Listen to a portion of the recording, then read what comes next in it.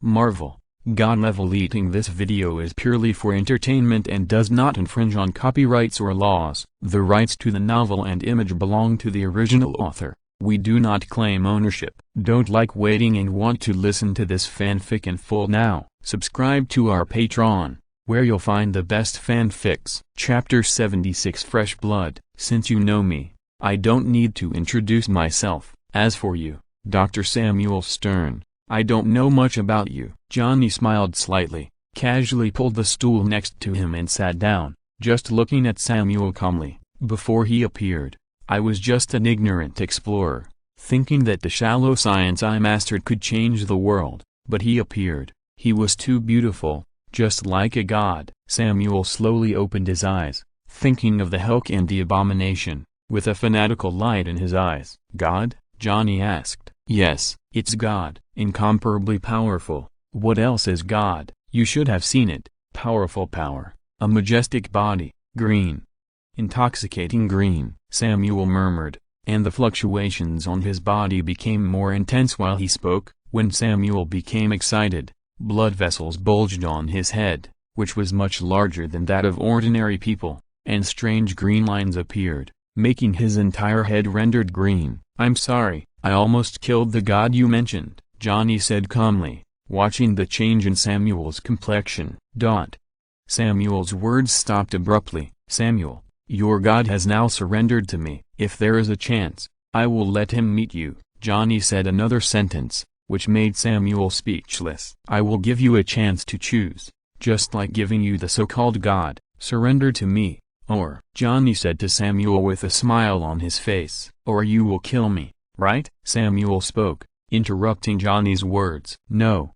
How could I kill you? I will recommend you to go to another place called Cube, a place specially built by S.H.I.E.L.D. for the retirement of beings with powerful abilities. There, you will get a private space of about 5 square meters, and you will have the opportunity to join the research, Johnny said. Join the research? What research? Although Samuel has a huge brain capacity and has thinking and calculation abilities that ordinary people can hardly reach, he did not react for a while. What Johnny meant. Being studied by others, Johnny said calmly. Samuel's expression froze, as if he had eaten a fly. Medusa beside Johnny had already smiled coquettishly. According to the intelligence they received from S.H.I.E.L.D., it was indeed mentioned that the supercriminals imprisoned in the Cube prison would be subjected to certain inhumane research. If someone like Samuel Stern was really imprisoned in the Cube, he would basically not escape the fate of being studied. I believe that you have such a big head. You must be smarter than ordinary people,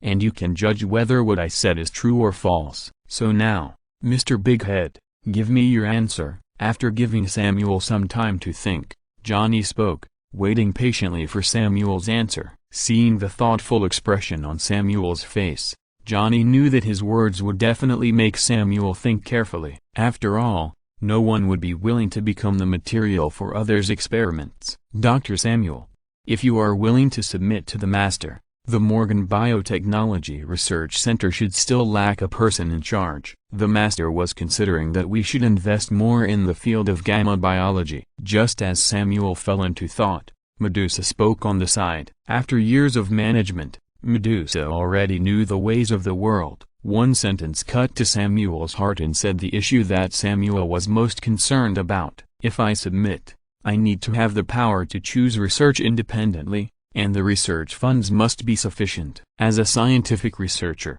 Samuel thought about it, and driven by his fanatical research heart, he finally made up his mind and said to Johnny, in addition to your requirements, you also have enough freedom and my protection. In the future, you will find that I give you 10 times and 100 times more than what you can think of in your big head. Johnny smiled and said, in his plan, the Earth is only the first stage. In the future, as the plot of the Marvel world develops, the Earth will sooner or later connect with those unimaginable huge forces in the universe, and even forces from other dimensions. When this huge chessboard unfolds, Johnny will not appear as a chess piece, but as the hand holding the chess piece. After hearing Johnny's words, although Samuel felt that the other party was a little exaggerated, he was indeed moved by the conditions offered by Johnny. Master, I am willing to surrender. Samuel, who was sitting cross-legged on the boat, stood up and bowed slightly to Johnny. "Medusa, the rest of the things are left to you to arrange. Let someone take the first senior executive of our Morgan Biotechnology Research Department to familiarize himself with the company. Do your best to meet what Dr. Samuel needs. In addition, I need to meet another god." Johnny's smile widened. "Okay, Master. Dr. Samuel, come with me. I will have someone take you to familiarize yourself with our company's research center. As for the record data and well-preserved serum samples in your laboratory, they will soon be transferred to the work area prepared for you." Medusa smiled slightly and ordered through the communicator to lift the blockade of this area. Soon, a staff member came and took Samuel to the research center. "Director, Samuel is also good at psychic abilities. I can't tell if he is truly submitting to you." After the staff took Samuel away, Medusa frowned slightly and said to Johnny, "Medusa, don't worry, it doesn't matter whether he is sincere or not. What I value is his research ability and talent. I am not good at reading minds, so I will only give him what he needs most and see how he behaves after getting what he needs most," Johnny said with a smile, which made Medusa's eyes flash with a thoughtful light. "What he needs most." The master is really becoming more and more unfathomable. Medusa shook her head and couldn't fully understand what Johnny meant for a while. Soon, Johnny used practical actions to give Medusa a vivid and specific teaching course. "Bruce Banner, I can provide you with absolutely safe shelter here.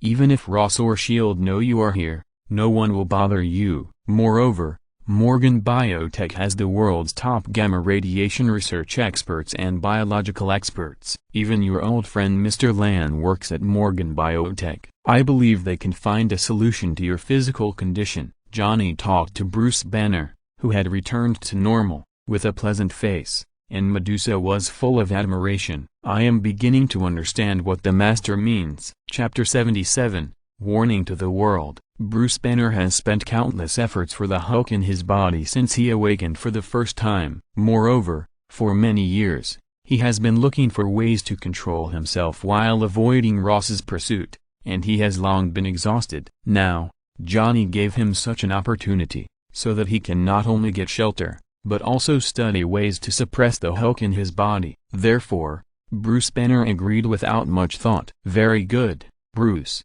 Morgan Biotechnology will arrange a suitable identity and position for you. You will stay in Morgan Biotechnology for the time being. At the same time, I will let Samuel Stern continue to study how to better control your changes." Johnny smiled and temporarily arranged Bruce Banner in the scientific research branch. For Johnny, Bruce is a good scientific and technological talent, especially in the gamma field. Moreover, apart from his talent in the field of scientific research, the Hulk after transformation is also a pretty good thug. After letting Medusa be responsible for arranging several new members, Johnny did not stay in the company, but returned to his villa. Normally, Johnny would hardly be interested in trivial matters, and since he had people on hand, he handed them over to them to handle. However, Johnny's comfortable and leisurely life did not last long, as it was interrupted by a sudden earthquake. Johnny's perception was so sharp that he could hardly sense any disturbance within a few hundred meters,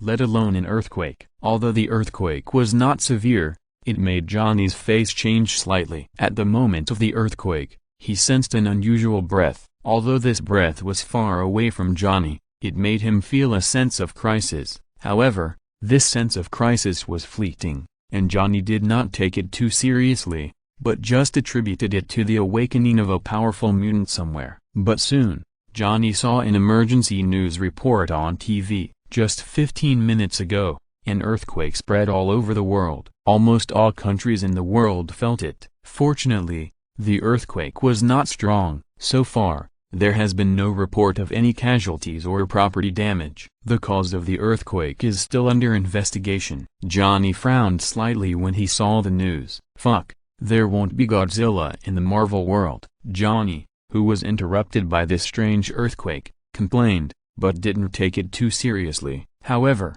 a piece of information that Emma passed through the Hellfire Club made Johnny interested again. Xavier School for the Gifted sent back a message when the earthquake happened yesterday. Jean Grey, the most promising student in the school, felt a dream vision. In the dream, she saw a dark force destroying the world. Professor Charles Xavier used a brainwave enhancer to investigate that the earthquake was suspected to be related to an exploration in Cairo, and mutants were involved. Johnny was slightly stunned when he saw this information. Jean Grey, Dark Force. At the first moment, Johnny thought of the Phoenix Force in Jean Grey's body. Once this power is fully awakened, let alone destroying the Earth, according to what he knows, it is even enough to destroy the universe. It seems that I need to go to Xavier's School of Geniuses. Johnny leaned on the sofa and murmured. However, Johnny's plan was interrupted by a call from Emma before he could go. Master, something big has happened again. When Emma called,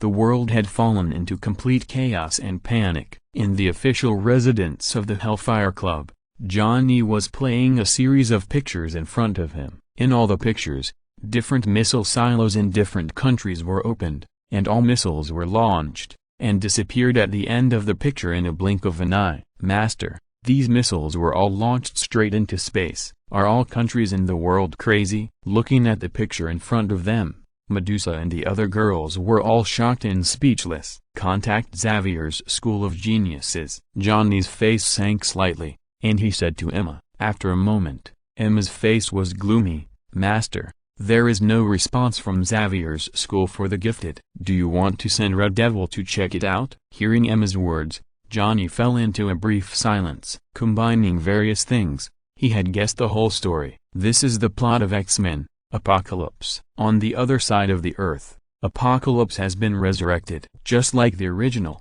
Apocalypse learned about the current situation of the world through TV and Storm's slum and prepared to clean up the entire world. Apocalypse took Storm and found several mutants who he thought were the most powerful: Storm, Psylocke, Angel Warren, and Magneto. With the help of Apocalypse, the four fully developed their abilities and formed the Four Horsemen of Apocalypse. And Apocalypse, through the spiritual dialogue between Charles and Magneto, discovered the ability he had always dreamed of, Charles' telepathy. The powerful Apocalypse took advantage of the time when Charles and Magneto were communicating through the brainwave enhancer to invade the brainwave enhancer and control Charles. After controlling Charles, Apocalypse used Charles' powerful ability and quickly achieved his goal: control the relevant people of all nuclear countries on Earth and directly launch nuclear bombs into the sky. If Johnny's speculation is correct, Xavier's School of Genius should have become a ruin in an explosion. Let Red Devil take a few people to Xavier's School of Genius and take everyone to the club for resettlement. Johnny spoke slowly and made a decision. Yes. After receiving Johnny's order, Red Devil quickly teleported away from the club with several powerful mutants and headed towards Xavier's School of Genius. However, just as Red Devil and his people left, Johnny's eyes moved, and a mental force had already invaded Johnny's brain. Not only Johnny, but everyone on Earth was invaded by this sudden mental force. Listen, everyone in this world, this is my advice to you. Along with the invading mental force, a voice sounded in everyone's mind. This is the mental power of Charles Xavier. Emma, who had contact with Charles, changed her face slightly. When Johnny sensed this mental fluctuation, he did not use his powerful mental power to destroy it directly. This mental power was not strong and did not have any attack ability. It could only serve as a communication. When he heard this voice, Johnny smiled and raised his hand slightly to signal her not to panic. Chapter 78. Give you 1 minute. I warn every one of you, humans and mutants. You have lost your way, but I have returned, and the final judgment is coming. Voices kept ringing in everyone's mind, causing countless people to fall into confusion and surprise. The buildings you built, all the tall towers, will collapse, and another era is about to begin, and you can't resist at all. As the mental power fluctuated, a voice sounded in everyone's mind. Johnny did not reject this mental power, but used his powerful mental power to constantly perceive it. Soon, Johnny's face moved, and he sensed a very subtle fluctuation from Charles' mental power. If you can hear, concentrate and follow my voice. Go to the Hellfire Club. Find Mr. Johnny, only he can help us. We must find him. From this subtle mental fluctuation, Johnny interpreted such a voice, and a strange color appeared on his face. It seems that although Charles was captured by Apocalypse, he is not completely powerless to resist. At least, in this way, Jean Grey came to him for help. It was not easy to do all this under the eyes of Apocalypse. The message is passed on for only one purpose, to tell the strongest among you, you who have great power, to protect the people around you. In the last sentence, Charles' voice was a bit of struggle, and it seemed that he was struggling with Apocalypse. Johnny, there is a voice in my head talking. What is going on? What should we do now? Natasha seemed a little confused and looked at Johnny. The voice in your head just now was controlled by Charles to be transmitted to everyone in the world. Not only you can hear it, but everyone in the world can hear it. He is telling the world that he has returned, Johnny said with a faint smile. What should we do then? Emma had a certain understanding of Charles. The existence that could control Charles was obviously quite terrifying. Wait. Johnny only said one word. Wait. The women were all confused and didn't understand what Johnny meant at all. Tell everyone that the sky has not fallen yet. Do what you should do, and there will be answers to other things soon. Johnny smiled slightly, with a confident look on his face. Through the subtle fluctuations captured from Charles's mental power just now, we already know that after Red Devil took people to bring back the remaining people from the Academy, he was slowly making plans. And Johnny was waiting for not only kin, but also others. Why has Red Devil been gone for so long and hasn't come back yet? After waiting for a while, Johnny was a little confused. Red Devil is different from others. He is good at space teleportation and it takes almost no time to go back and forth between two places. Emma also felt a little strange and dialed the phone. Red Devil, what's the situation over there? After the call was connected, Emma asked. The military intervened. When I arrived, the military was confronting the students of the Academy. The person in charge was called Colonel Stryker. The Red Devil's somewhat low voice came from the other end of the phone. Hearing the Red Devil's words, Emma's face changed slightly. Give him the phone. Johnny frowned slightly and said, yes. The Red Devil did not dare to neglect it. After a short silence, another voice sounded. This is Colonel Stryker. No matter what forces you are, it is best not to interfere with the military's actions. Obviously, the person who spoke was Colonel Stryker, the head of the military who was confronting the Red Devil and others. I'll give you 1 minute. If you don't let them go, I will come to you in person. Johnny's face was cold and he spoke slowly. There was no doubt in his voice. On the other end of the phone, Colonel Stryker, who had a gloomy face, heard Johnny's words and his eyes were full of anger. Sir, I said, this is a military operation. You'd better not interfere, otherwise, you will be in big trouble. Johnny's tone was tough, which made Stryker angry, but he maintained some rationality and said with strong pressure, don't say that you are a colonel, and the general dare not threaten me like this in front of me. You have half a minute. Johnny didn't have much intention of communicating with a mere colonel, and directly issued an ultimatum. Sir, please state your identity. Although Stryker would not be intimidated by Johnny's words, he still asked, my name is Johnny. Johnny spoke calmly. On the other end of the phone, Colonel William Stryker's face suddenly froze, thinking of a highly confidential existence. As a colonel, he himself was not qualified to access such secrets, but William Stryker was a subordinate of military scientist Bolivar Trask, and Bolivar Trask has been conducting secret mutant experiments and the Sentinel robot plan with the secret support of the military for many years. It was precisely because of this that William Stryker had the opportunity to access highly confidential information related to mutants. After learning about Johnny's identity, Stryker felt a chill on his back for a while, and stood still, not knowing how to speak for a while. Who is Johnny? Is he a person that a small fry like him can provoke? You have 10 seconds. Johnny's words brought Trask back to his senses. Sorry, Sir Johnny, I didn't know it was you. I will evacuate with my people immediately. Sorry. Beep beep. Johnny was in no mood to listen to Stryker's nonsense. He hung up the phone directly. He believed that as long as Stryker was not a fool, he would know what to do. On the other end of the phone, Stryker listened to the beep of the phone hanging up with an ugly face. His back was still cold. In a short moment, he was soaked in cold sweat. Although he was asked to let many mutants go, He was a little unwilling, but what could he do? Stryker could only secretly warn himself that before the next action, he must be extremely cautious when it comes to matters involving mutants. Otherwise he will die without knowing how he died. After standing there for a long time,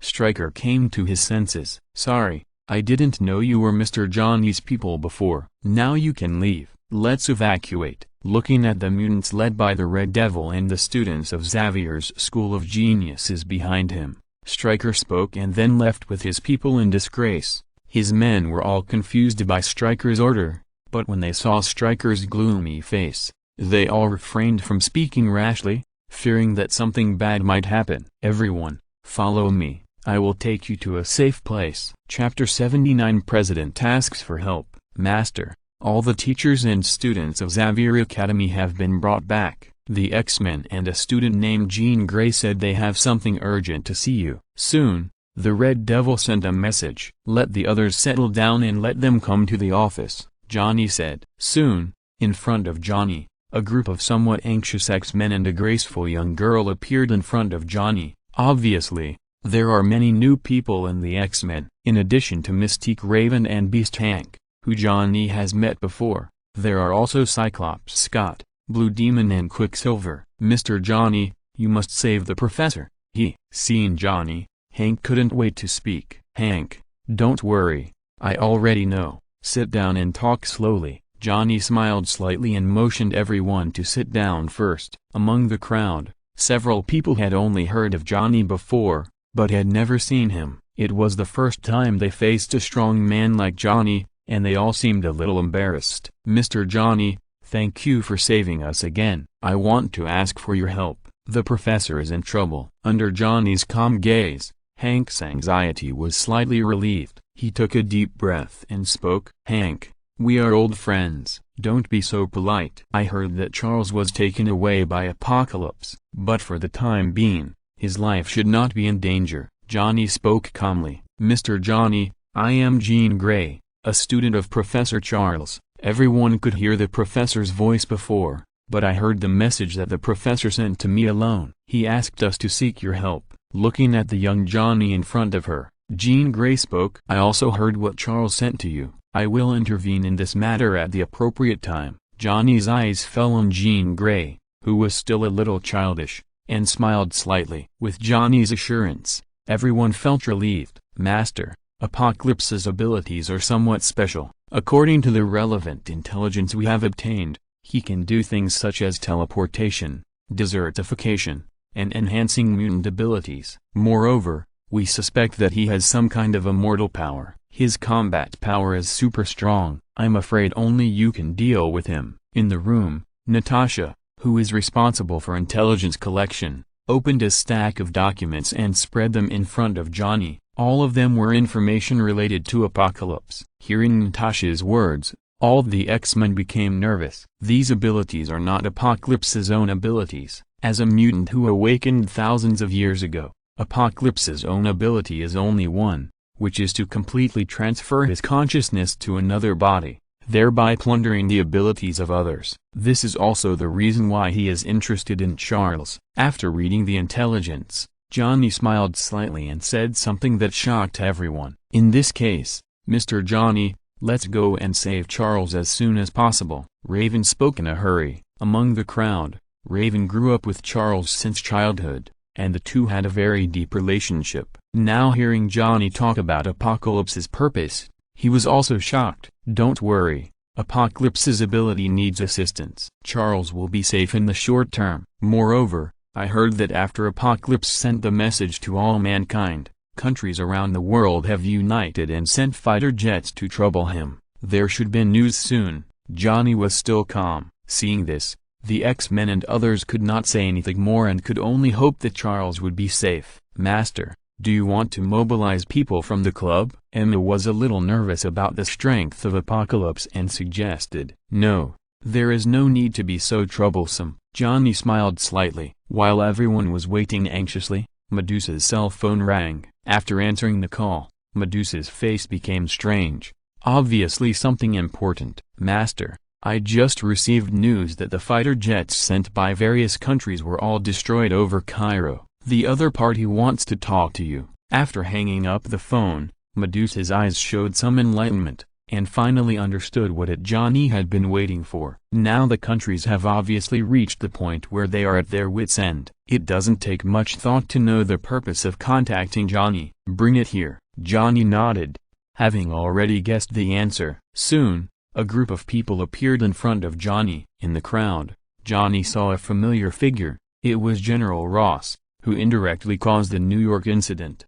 However, at this time, the person standing in the front of the crowd was not Ross, but another person, the President of the United States. Seeing the President of the United States, who often appeared in the news, coming in person, Johnny's eyes flashed with a hint of surprise, but he soon understood. If it wasn't for the last resort, the other party wouldn't be so grand. Mr. President, I didn't expect you to visit my little place, but I often see you on TV. Since he recognized the other party's identity, Johnny didn't hesitate and stood up with a smile on his face. Mr. Johnny, don't be so polite. You have solved many problems for the country. I have wanted to thank you in person for a long time. The President of the United States had a smile on his face. Facing Johnny, he also didn't show any airs. On the contrary, he seemed unusually polite. However, Johnny could see a deep worry in the depths of the other party's eyes. Mr. President, I wonder why you came here in person.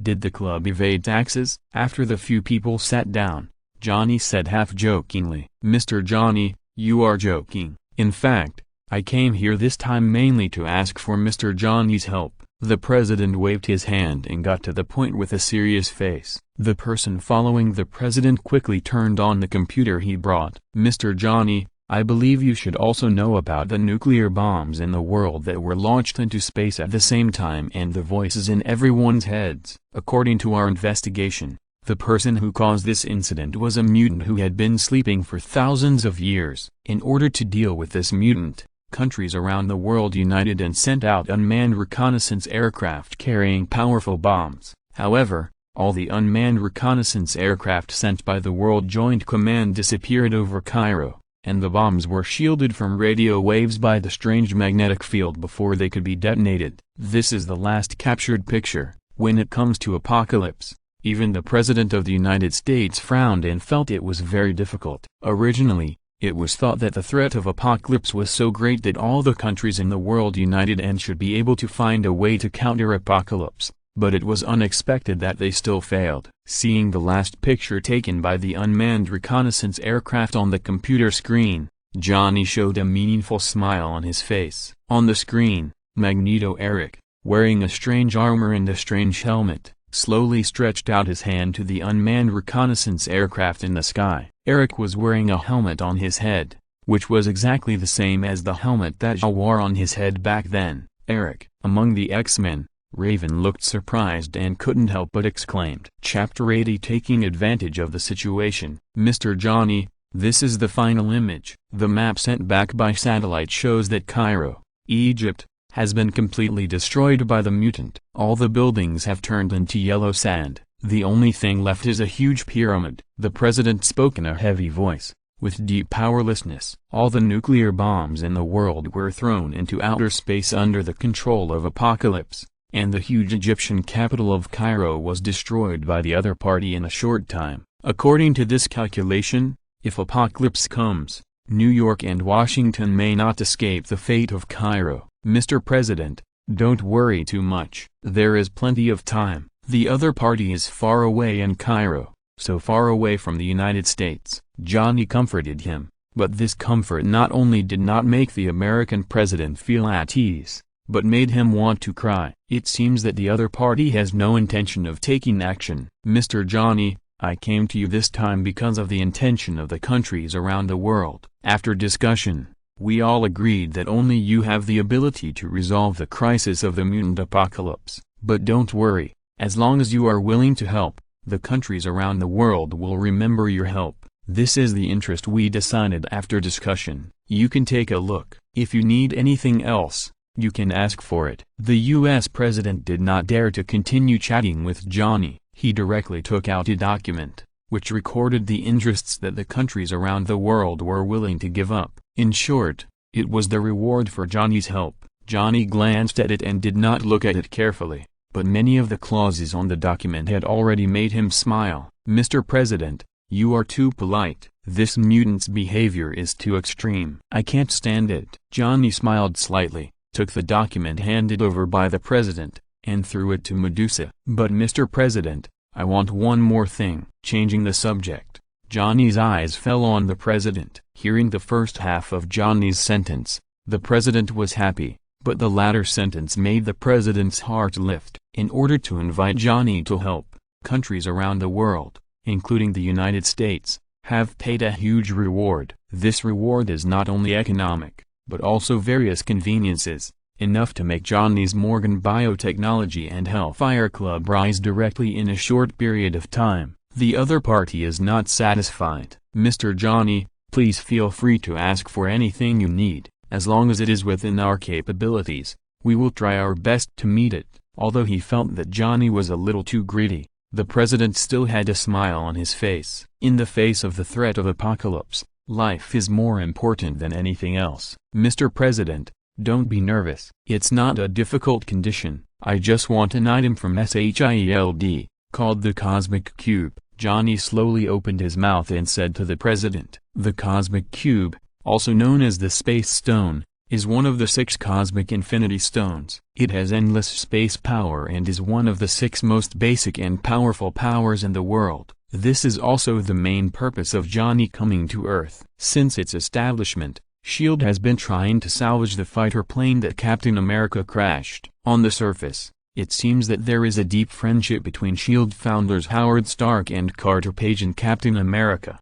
However, in addition to this friendship, the years of searching have another purpose, the Cosmic Cube. Moreover, Johnny has received accurate information from S.H.I.E.L.D. that the Cosmic Cube has long been salvaged by S.H.I.E.L.D. and has been stored as S.H.I.E.L.D.'s top-level confidential item 084. After learning that S.H.I.E.L.D. has obtained the Cosmic Cube, Johnny has been thinking about how to get the Cosmic Cube in his own hands, and now is the best opportunity. "Cosmic Cube? Mr. Johnny, can you tell me what this is?" Hearing the conditions proposed by Johnny, the president was slightly stunned. Could an item from S.H.I.E.L.D. be more tempting than the huge benefits proposed by their countries? "It's just a small thing. The company is doing research on energy recently." Johnny did not intend to explain too much and said directly. He was confident that the president would not refuse such conditions. "No problem, Mr. Johnny. I will contact SHIELD right away and have them send over what you need." After a brief thought,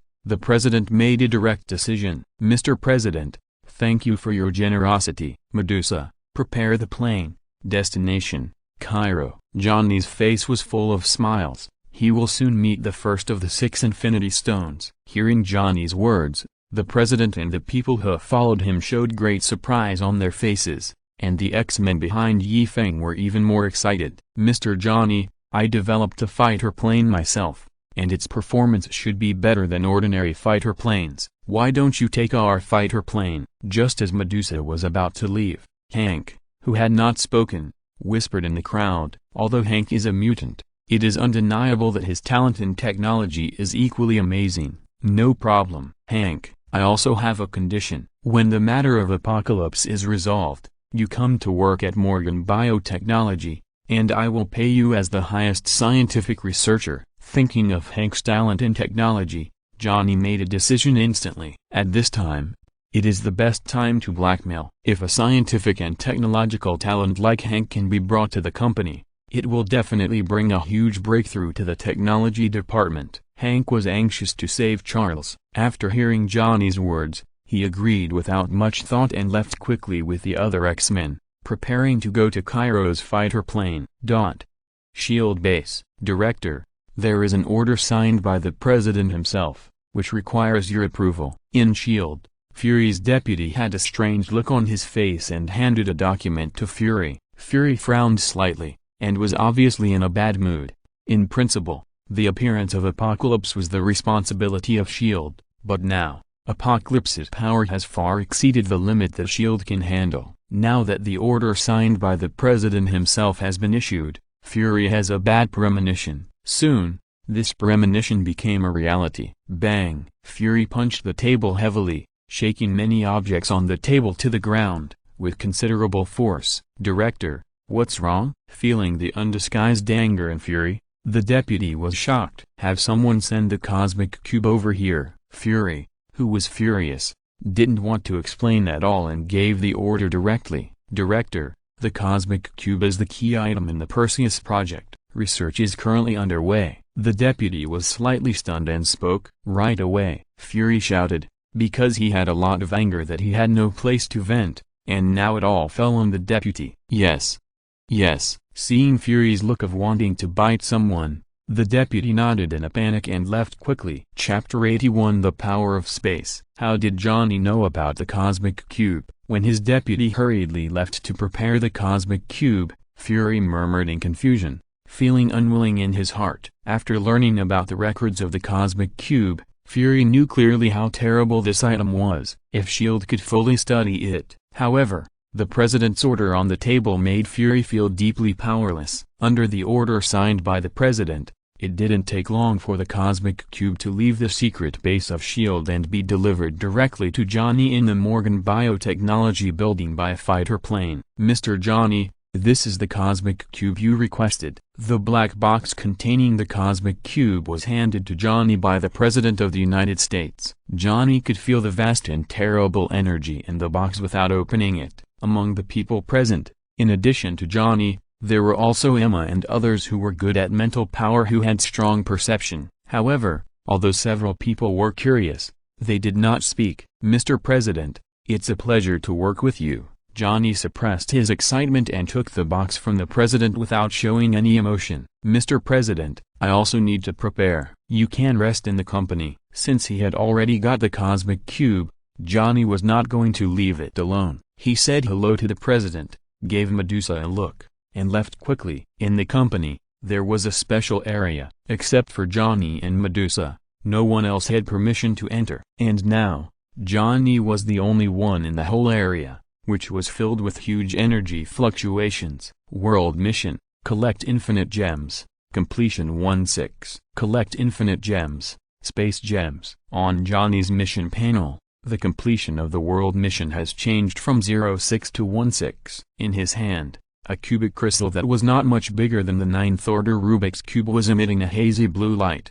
This light was extremely strange, as if the small Rubik's Cube contained infinite space. "System, can I devour the energy in the cosmic cube?" Holding the azure cosmic cube in his hand, Johnny's heart surged. He had been thinking about the space power in the cosmic cube for a long time. Yes, the host can use the corresponding abilities through the energy of the infinite gems that he devoured, or he can directly control the infinite gems and activate the abilities. The crisp prompt sound of the system made Johnny even more excited. He could feel the abundant energy in the cosmic cube. As long as he wanted, he could devour it at any time and transform this energy into his body. "System, if I remember correctly, the power gems among the infinite gems are usually not accessible to ordinary people. How can I devour the energy in them?" Johnny suddenly thought of a question. The power gems, that is, the cosmic spirit balls, are not accessible to ordinary people at all. Otherwise they will be backfired because they cannot control this power. After the host completes the mission of the champion blade, the body has been transformed and there will be no hidden dangers. All infinite gems can be touched and devoured. When the devouring reaches enough energy, the ability to use and related information that can be used will be fed back to the host's brain by the system. In order to help Johnny solve his doubts, the system explained it very responsibly. "Very good, I'll know after I try it." Johnny nodded slightly, and the blue cube in his hand suddenly shone brightly. For a moment, the entire space was filled with bright blue light, and the fluctuations of spatial energy became violent. The cosmic cube shone, and the vast energy also flowed into Johnny's body through Johnny's palm. This was a strange power that made Johnny unable to help but indulge in it and continue to devour it. In front of Johnny's eyes, it seemed that a brand new world was opening up, one space after another, one living world after another, within reach. As Johnny devoured, more and more spatial energy entered Johnny's body. These huge energies were distributed in every cell of Johnny's body. While combining with the cells, They were also quietly adjusting and changing Johnny's body. At this time, if someone stood next to Johnny, they would be able to see that Johnny's body seemed to have countless phantoms. Each of the thousands of phantoms seemed to be in a completely different space, separating from time to time and overlapping from time to time. As Johnny swallowed up the mighty spatial power, a lot of information related to space also emerged in his mind, constantly improving Johnny's cognition and understanding of space. Some things almost overturned Johnny's inherent thinking, giving him a sense of sudden enlightenment. Not only that, in addition to the cognition related to space, every time Johnny swallowed up a certain amount of energy, a certain spatial ability would be unlocked in Johnny's mind,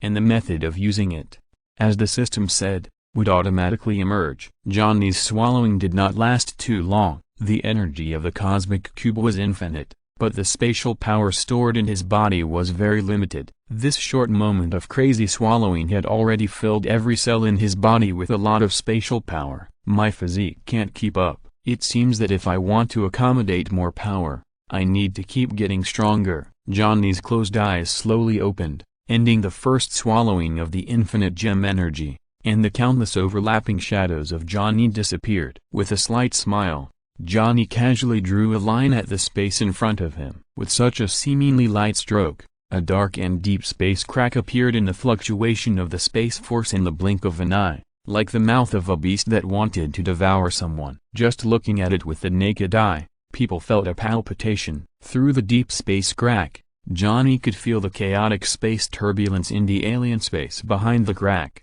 With his current physique, if he entered this kind of space turbulence, he would be torn apart directly if he did not use the space force to protect himself. After the energy on Johnny's palm dissipated, the cracked space crack also closed up, and no trace could be seen at all. The power of space is really amazing. Looking at the cosmic magic cube in his other hand with blue light converging, Johnny's eyes flashed. He had promised the X-Men and the President of the United States to solve Apocalypse's troubles, and now he got the space gem, which made Johnny feel eager to fight. With a flick of his wrist, the space gem in Johnny's hand had magically disappeared and was received by Johnny in a storage space that he had independently opened up using the power of space. Then, Johnny slowly stood up, and all the aura on his body slowly converged like a disappearing space gem, and he walked out of the area. If you are listening to this novel on a channel other than Fanfic World, it means they downloaded and uploaded it without effort. We cordially invite you to visit our channel,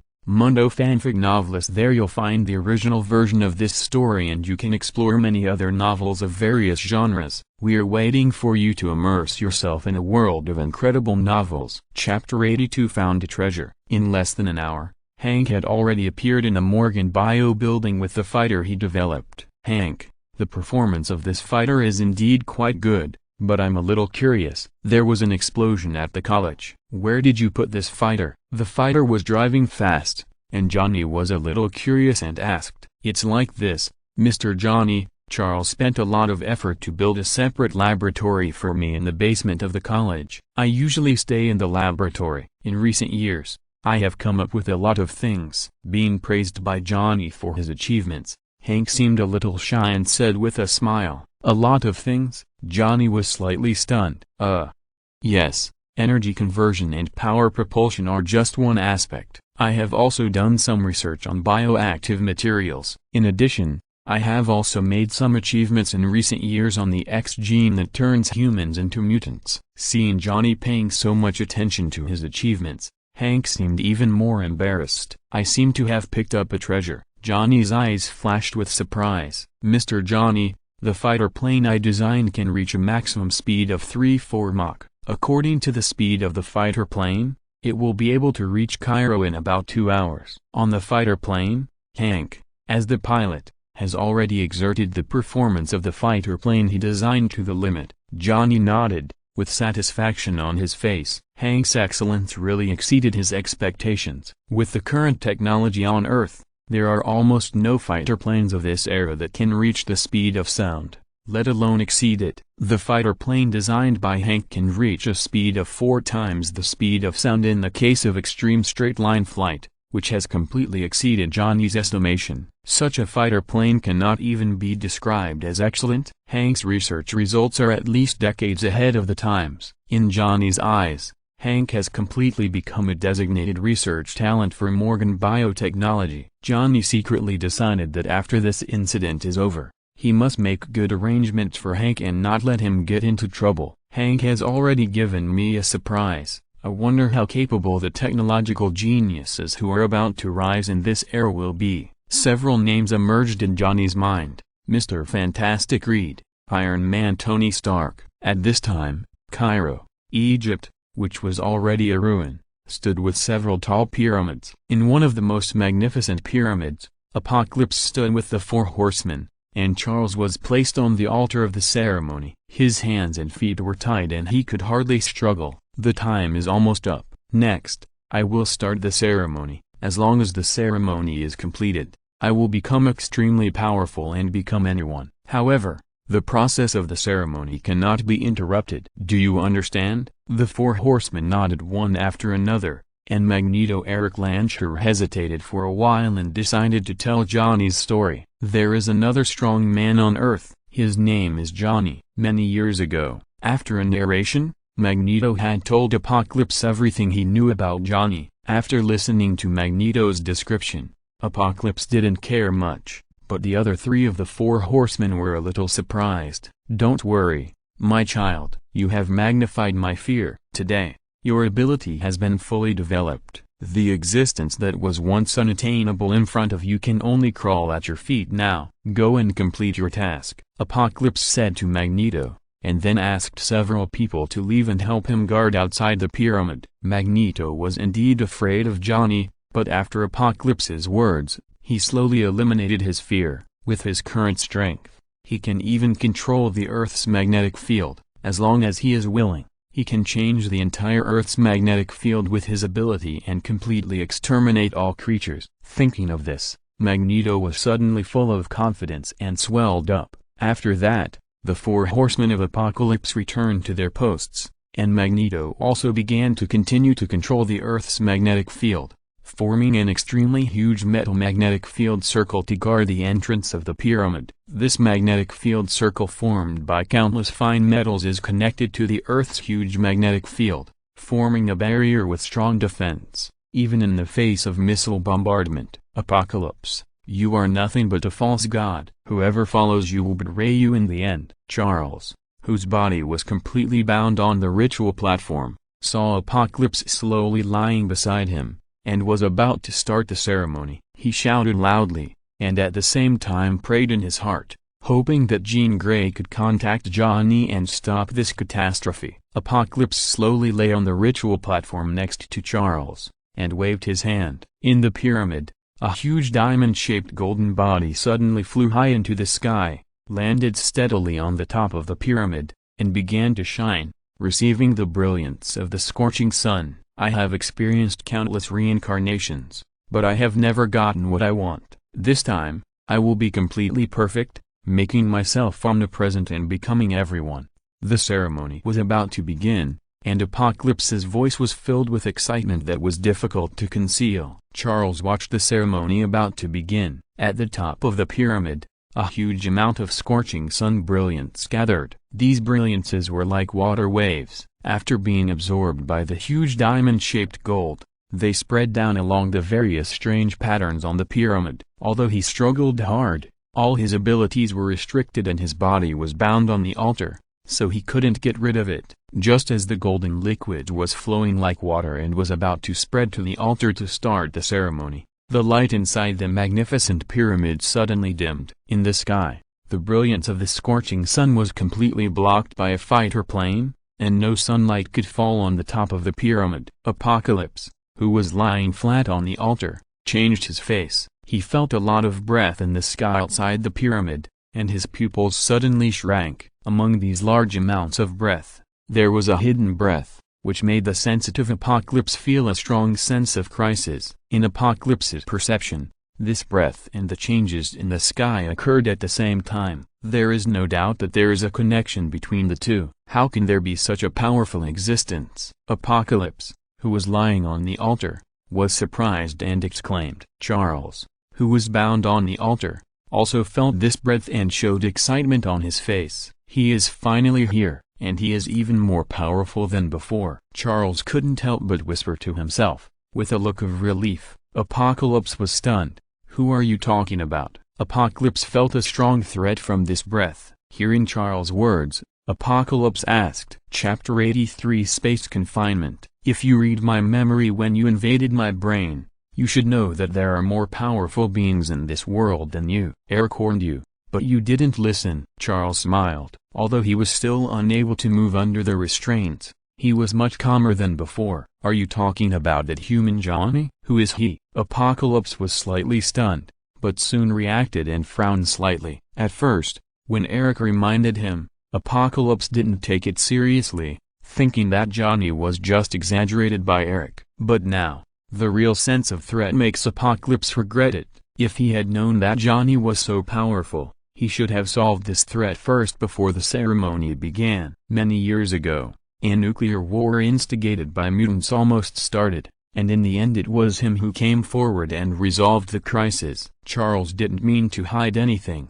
and briefly told Apocalypse about Johnny's performance many years ago, which made Apocalypse frown even tighter. By now, it was clear why Johnny came down just as the Apocalypse ceremony was about to begin. Apocalypse did not dare to continue the ceremony before Johnny's threat was lifted. He had to solve the situation in front of him first. Otherwise, if the ceremony was interrupted halfway through, he might suffer unimaginable damage. Apocalypse still remembered the events of thousands of years ago. Above the sky, the fighter designed by Hank slowly descended from a high altitude. Mr. Johnny, a strong circulating magnetic field was detected ahead, and our fighter will definitely be affected. Hank looked at the data on the screen, his face sank slightly. Let's land here, Johnny spoke lightly. Through the transparent glass specially made for the fighter, he could see a magnificent pyramid below. In front of the pyramid, a large amount of metal floated with a strange magnetic field,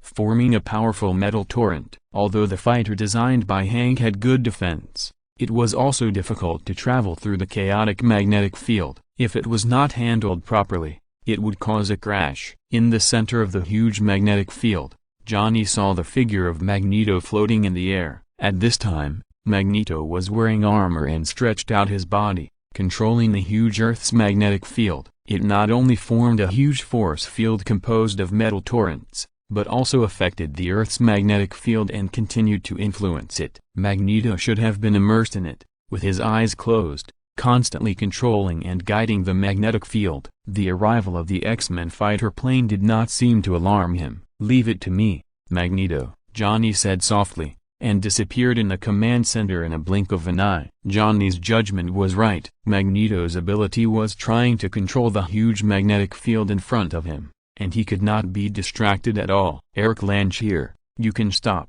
Just as Magneto was immersed in this magical perception of controlling the changes in the Earth's magnetic field through his own ability, a plain voice sounded, awakening him from this state. Magneto slowly opened his eyes and saw at first glance that he was suspended in the air in front of the central magnetic field he had constructed, just like himself, looking at himself calmly, and his pupils shrank immediately. Johnny, Magneto's face showed a momentary expression of surprise, and the entire magnetic field became quite chaotic. However, this panic was quickly suppressed by him. After choosing to follow Apocalypse, Magneto knew that Johnny would never sit idly by, and his choice would make him stand on the opposite side of Johnny. Before, he didn't dare to think about going against Johnny, but now, with the help of Apocalypse, his magnetic control has been developed to a level that he himself finds terrifying. This made Magneto's self-confidence soar, and it can even be said that he was a little inflated.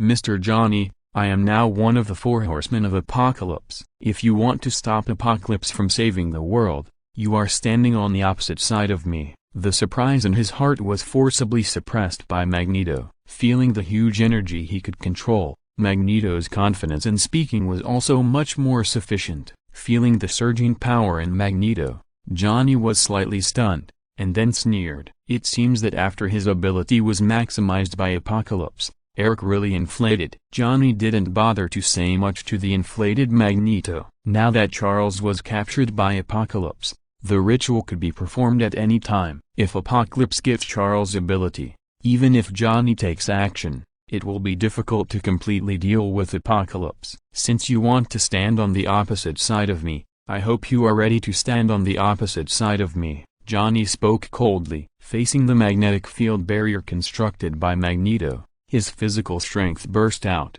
and he punched the barrier in front of him, which was constructed by countless tiny iron filings. Seeing Johnny take action, Magneto's eyes flashed with fear, and he could only desperately activate the magnetic field to cover his body. Bang! Johnny's huge power collided with the barrier, and a violent vibration at the point where his fist and the barrier touched was like a water wave, expanding towards the entire barrier. The entire barrier continued to produce circles of ripples under Johnny's punch, like ripples on the water.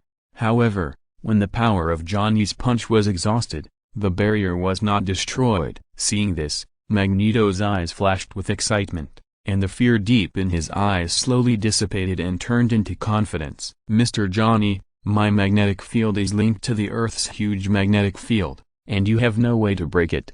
If you are willing to join us, Apocalypse will also give you powerful power. When speaking, Magneto's confidence was full, and unconsciously, he already had a mentality of commanding others. Space, imprisonment. Seeing the inflated Magneto, Johnny smiled coldly and waved his hand casually. There was no strong power fluctuation, but the space where Magneto was located was completely still. The flow of the magnetic field, the fluctuation of energy, and even the air were all completely still. Everything in this space was like being cast into a fixed body. The large amount of metal fragments that constituted the core of the magnetic field all stopped moving and floated in the air. The same was true for Magneto's body, floating stiffly in place, and the confident look on his face could still be seen clearly. Power makes people feel inflated, but in front of me, your power is nothing, Johnny said disdainfully, imprisoning the space where Magneto was. This was a skill that Johnny learned with the help of the system after absorbing a large amount of spatial power. It was also the first time Johnny used it. However,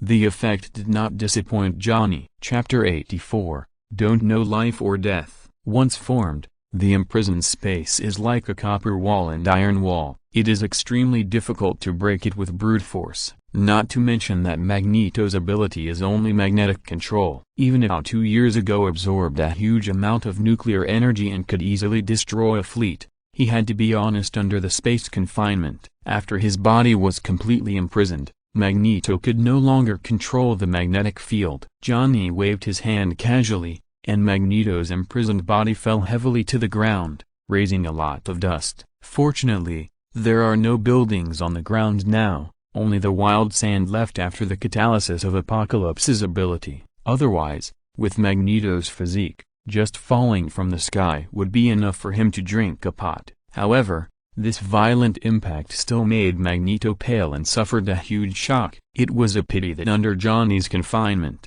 he could hardly make any move. 2 years ago, he saw Johnny take action. Unexpectedly, 2 years later, his ability was fully developed, and he was still in Johnny's hands, like a dead dog, unable to even struggle. The confrontation between Johnny and Magneto, from meeting to fighting, to the end of the battle now, only took a short moment. When Apocalypse felt Johnny's breath, he had already decided to suspend the ceremony, and when he walked out of the pyramid, he just saw the scene in front of him. Feeling the huge momentum of Johnny, Apocalypse's eyes were full of solemnity, and even a little fortunate. Facing such a strong enemy as Johnny, Apocalypse was fortunate that he did not put his hope on the 4 horsemen. If the 4 horsemen stopped Johnny and he continued the ceremony, the probability of being interrupted was almost 100%. Among the 4 horsemen, Magneto was the one that Apocalypse saw the most. After developing Magneto's ability to the extreme,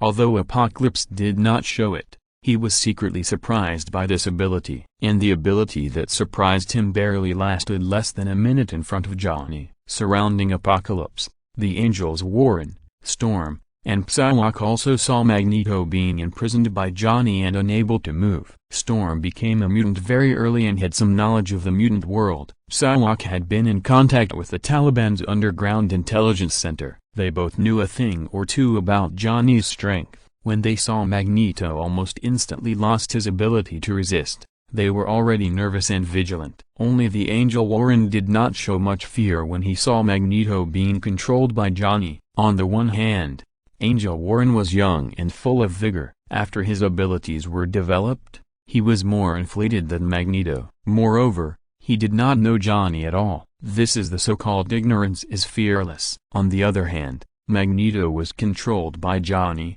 which made him feel that this was a good opportunity to show himself in front of Apocalypse. If he could solve Johnny, Apocalypse would definitely look at him differently, and he would be able to occupy a dominant position among the Four Horsemen in the future. Before Apocalypse could speak, Angel Warren turned into huge iron wings and instantly spread out. Under the flapping, a violent wind pressure was formed. His body had already soared into the sky and shot towards Johnny. Facing Johnny, Angel Warren was ready to use all his strength to kill Johnny with one blow. Under his steel wings, "Go to hell." When approaching Johnny, Angel Warren shouted, his wings vibrated, and a large number of steel feathers fell off, all turning into dense and fierce attacks, shooting at Johnny. Feeling the burning killing intent of Angel Warren, Johnny, who had just dealt with Magneto, had a flash of brilliance in his eyes, and released a huge pressure again. In this situation, the first bird to stick out gets shot,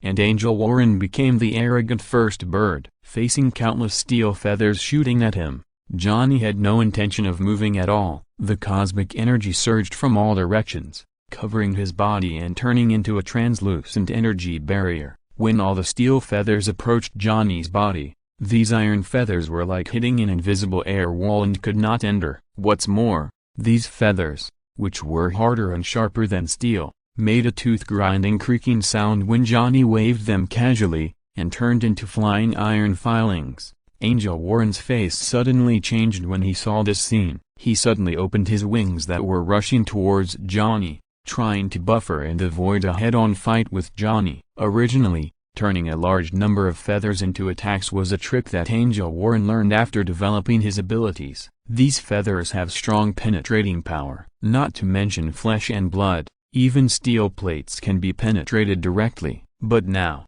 all his steel feathers that burst out were easily destroyed by Johnny, and the fragments fell sparsely from the air. How could he not be shocked? "Huh, do you like playing with feathers?" Seeing that Angel Warren's body was about to retreat after a pause, Johnny would never let him go. As Johnny's mind moved, a huge force was directly poured into a stagnant steel feather in front of him. The floating feather flashed a layer of translucent and powerful energy, aiming at the swooping Angel Warren. The feathers infused with powerful cosmic energy, under Johnny's powerful power, turned into a phantom in the blink of an eye, and shot towards Angel Warren, who just changed direction in the air. The steel-like remnant feathers shot towards Warren and turned into a deadly weapon in an instant. When the Angel Warren felt the extreme crisis, it was too late to dodge, so he could only fold his wings and wrap his body. His strengthened wings were not only extremely sharp, cutting steel plates easily,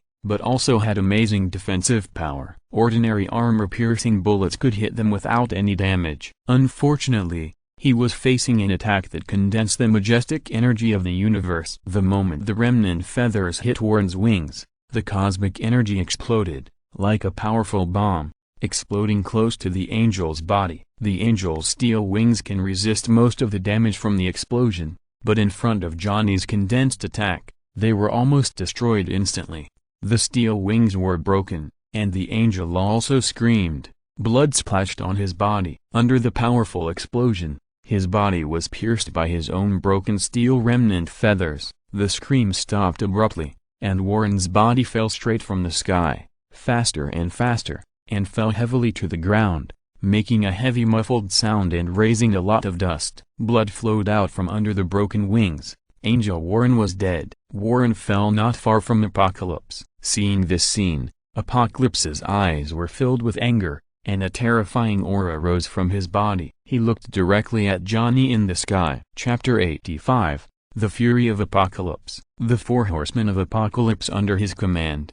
In a short moment, Magneto was imprisoned and suppressed by Johnny without any ability to fight back, and the Angel Warren was even more tragic, being killed instantly. At this time, Apocalypse could not help but fight. His eyes turned terrible white, and a strange spatial force continued to impact the force that imprisoned Magneto. Apocalypse himself moved his body, and when he reappeared, he had already come to Johnny and stood in the air. Apocalypse and Johnny stood opposite each other, and there was also a huge pressure rising in their bodies, and there was a tendency to compete with Johnny. Facing the powerful momentum of Apocalypse's oppression, Johnny turned a deaf ear to it, and was not affected by this momentum at all. He still floated in the air and faced the angry Apocalypse coldly. "You killed one of my knights, and now surrender to me. I will give you a chance to fill the vacancy of the four horsemen. After the order of the world is reorganized, you will become the existence with the second most power in the world after me." Facing Johnny,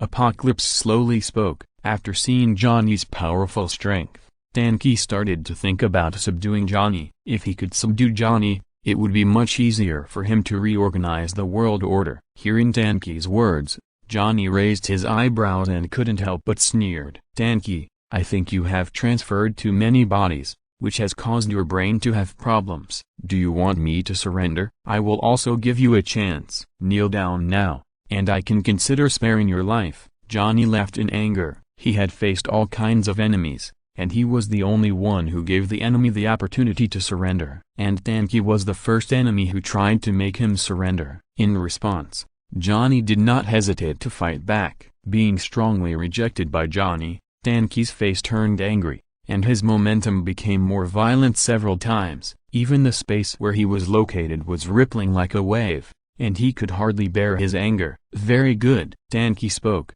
and the rage in his tone had disappeared. His voice was cold, and there was a murderous intent spreading. Apocalypse's eyes turned white again, a palpitating pure white, with waves of huge energy surging. Apocalypse pointed at the ground. In the meantime, under Apocalypse's finger, a strange change suddenly occurred on the ground of a ruin. Whether it was the earth, soil and rocks in the ruins, or the broken steel bars and iron sheets, they all turned into particles, and in an instant they completely turned into fine yellow sand all over the sky. As Apocalypse moved his mind, a large area of yellow sand turned into a torrent rushed up to the sky, with a mighty momentum, and in a few breaths it had already covered the area where Johnny was suspended. It was this ability that Cairo was completely destroyed in the hands of Apocalypse, and finally Apocalypse used the yellow sand after the destruction of Cairo to build the huge pyramid behind him. The ability to desertify is an ability that Apocalypse is very good at,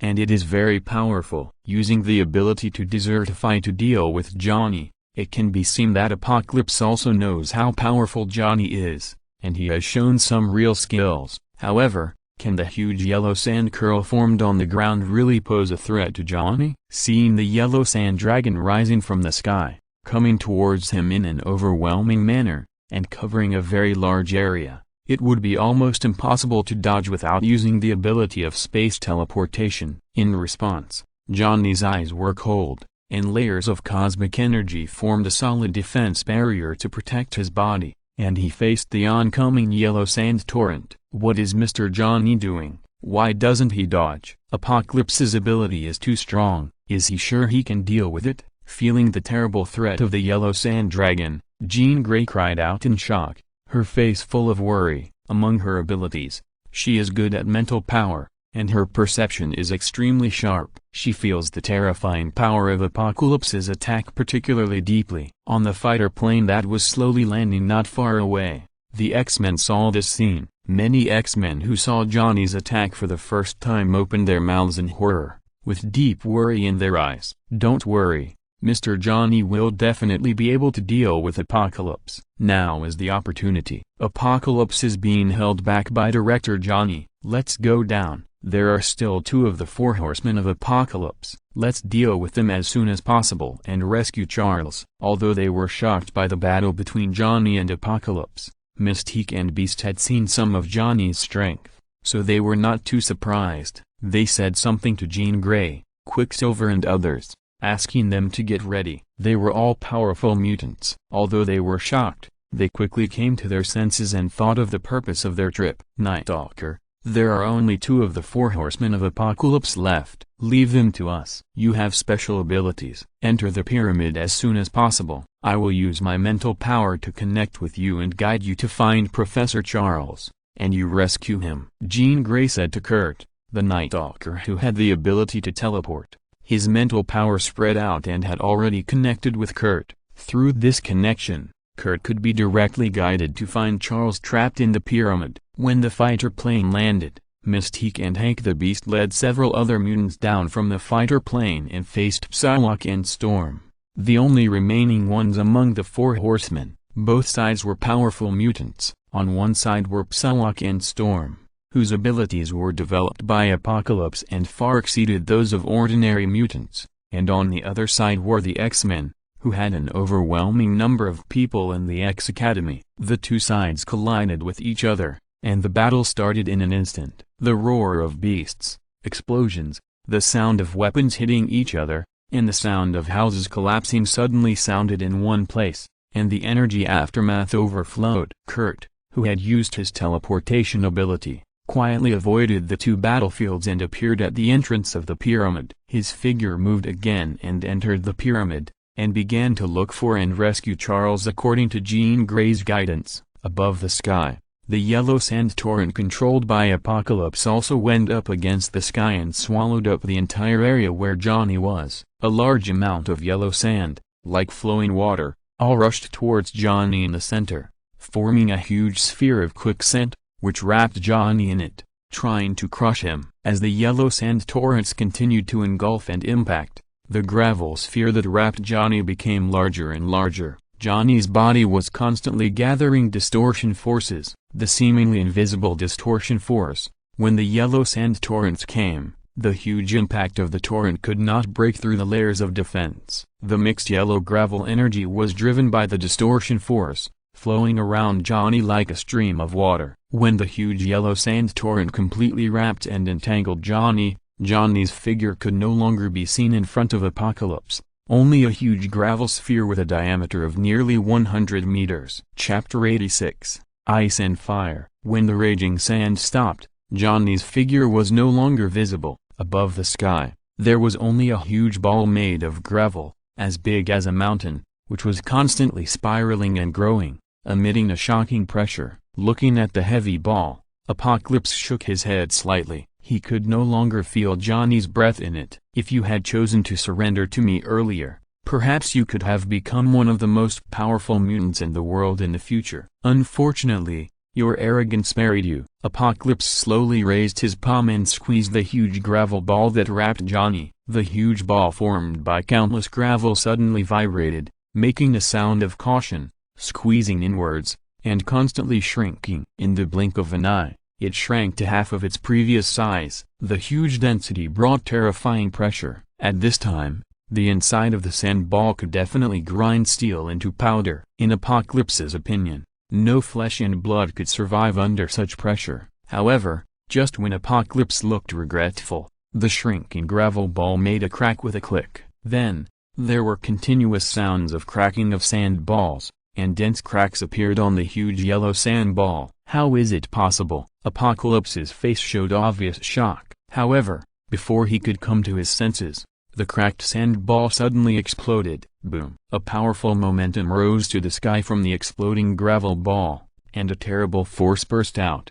and all the yellow sand that touched this force was directly shaken away. In front of Johnny, the energy giant hand formed by the majestic cosmic force kept sweeping across, shattering all the sand flows, and rolling yellow sand fell all over the sky. Are you too proud too early? In the eyes of Apocalypse, who couldn't believe it, Johnny's figure appeared, without a single scar on his body, and even his momentum did not decrease but increased, majestic and sharp. Before Apocalypse could say more, Johnny launched a counterattack, Permafrost Field. With Johnny's light shout, Apocalypse floating in the sky suddenly felt the coldness deep into his bones. Whether it is the limbs, organs, or the brain, all were attacked by the strong cold. Under this pressure, Apocalypse's body shook and felt stiff. But Apocalypse is not Magneto. As a mutant who has existed for countless years, he cannot be easily dealt with by a permafrost field. A burst of purple energy emerged from Apocalypse's body,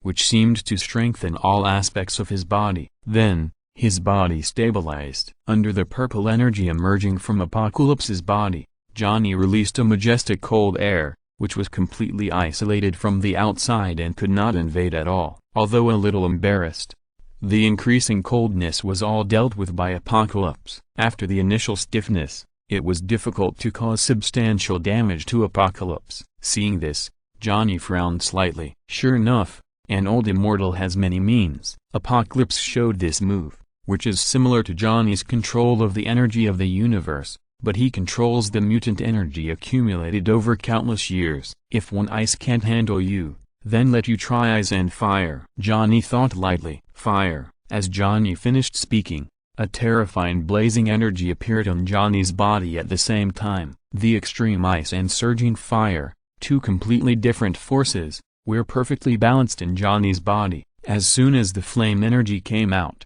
it swept directly towards the space where Apocalypse was, and its violent momentum was no less than the ice and cold. Under the extreme cold and heat, the space where Apocalypse was located was shaken greatly, as if it could not withstand the invasion of the two extreme forces. Under Johnny's strong control, the freezing and burning were superimposed, forming an effect similar to destruction and crushing. This ability was difficult for Johnny to control before. It was only after coming to Earth and honing his own spiritual power to a certain extent that he was able to superimpose the opposite energies instead of consuming each other. The power of ice and fire superposition was called the power of destruction by Johnny. In the destruction area constructed by the two extreme forces, Apocalypse was not as lucky as before. A loud shout sounded, and countless fine wounds suddenly appeared on the surface of Apocalypse's body, on the indigo skin, and the red flesh under the skin could be seen. The extreme power that was completely different from that exerted on Apocalypse broke through the purple defense on the surface of Apocalypse's body,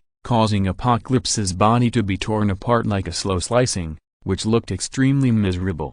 However, in this sudden destruction field, Apocalypse was not a fool. His self-healing ability was fully activated, and his flesh and blood quickly healed under the powerful self-healing ability, and then was torn again and healed again. The expression on Apocalypse's face seemed a little painful, but his momentum was not depressed at all. Obviously, the damage Johnny brought to him was not enough to determine the balance of victory or defeat. Controlling the power of cold and heat, not a bad ability. I have also obtained similar abilities in my endless reincarnation. However, you are the first person who can perfectly combine the two abilities. Apocalypse, whose body was torn and healed, had a stable expression and said slowly. There was no anger in his tone of pain, but on the contrary, there was a bit of appreciation. It's just a pity that even the dazzling talents will wither in front of me, just like the falling of stars. Apocalypse's exposed palms faced the sky and suddenly clenched the void. Along with the voice of Apocalypse,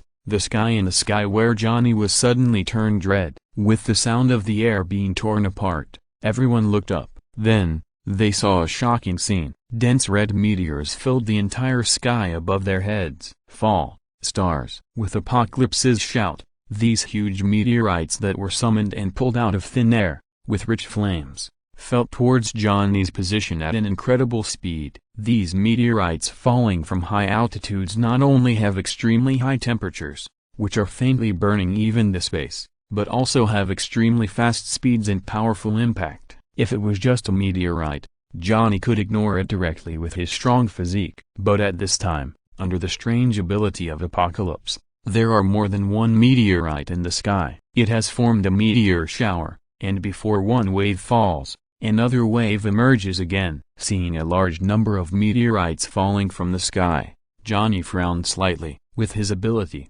these meteorites would not cause him any harm anyway, but if he dodges, the huge meteorite train will hit the ground, which will inevitably cause an unprecedented disaster. On the ground, all the X-Men left the fighter planes and fought with the two remaining Apocalypse Knights. It would be difficult for them to extricate themselves for a while. With the abilities of these mutants, facing such a large-scale carpet-like attack, it would be difficult for them to survive. The strange phenomenon in the sky attracted everyone's attention. All the X-Men saw the scene above their heads and their faces changed drastically, with horror on their faces. How could Johnny block such a doomsday-like method alone? And if Johnny couldn't block it, all of them would die. Chapter 87 Folding Space. With his eyes slightly focused, Johnny didn't plan to continue playing with Apocalypse. With a wave of his hand, the cosmic cube appeared in his hand. As Johnny's mind moved, the azure light suddenly shone brightly,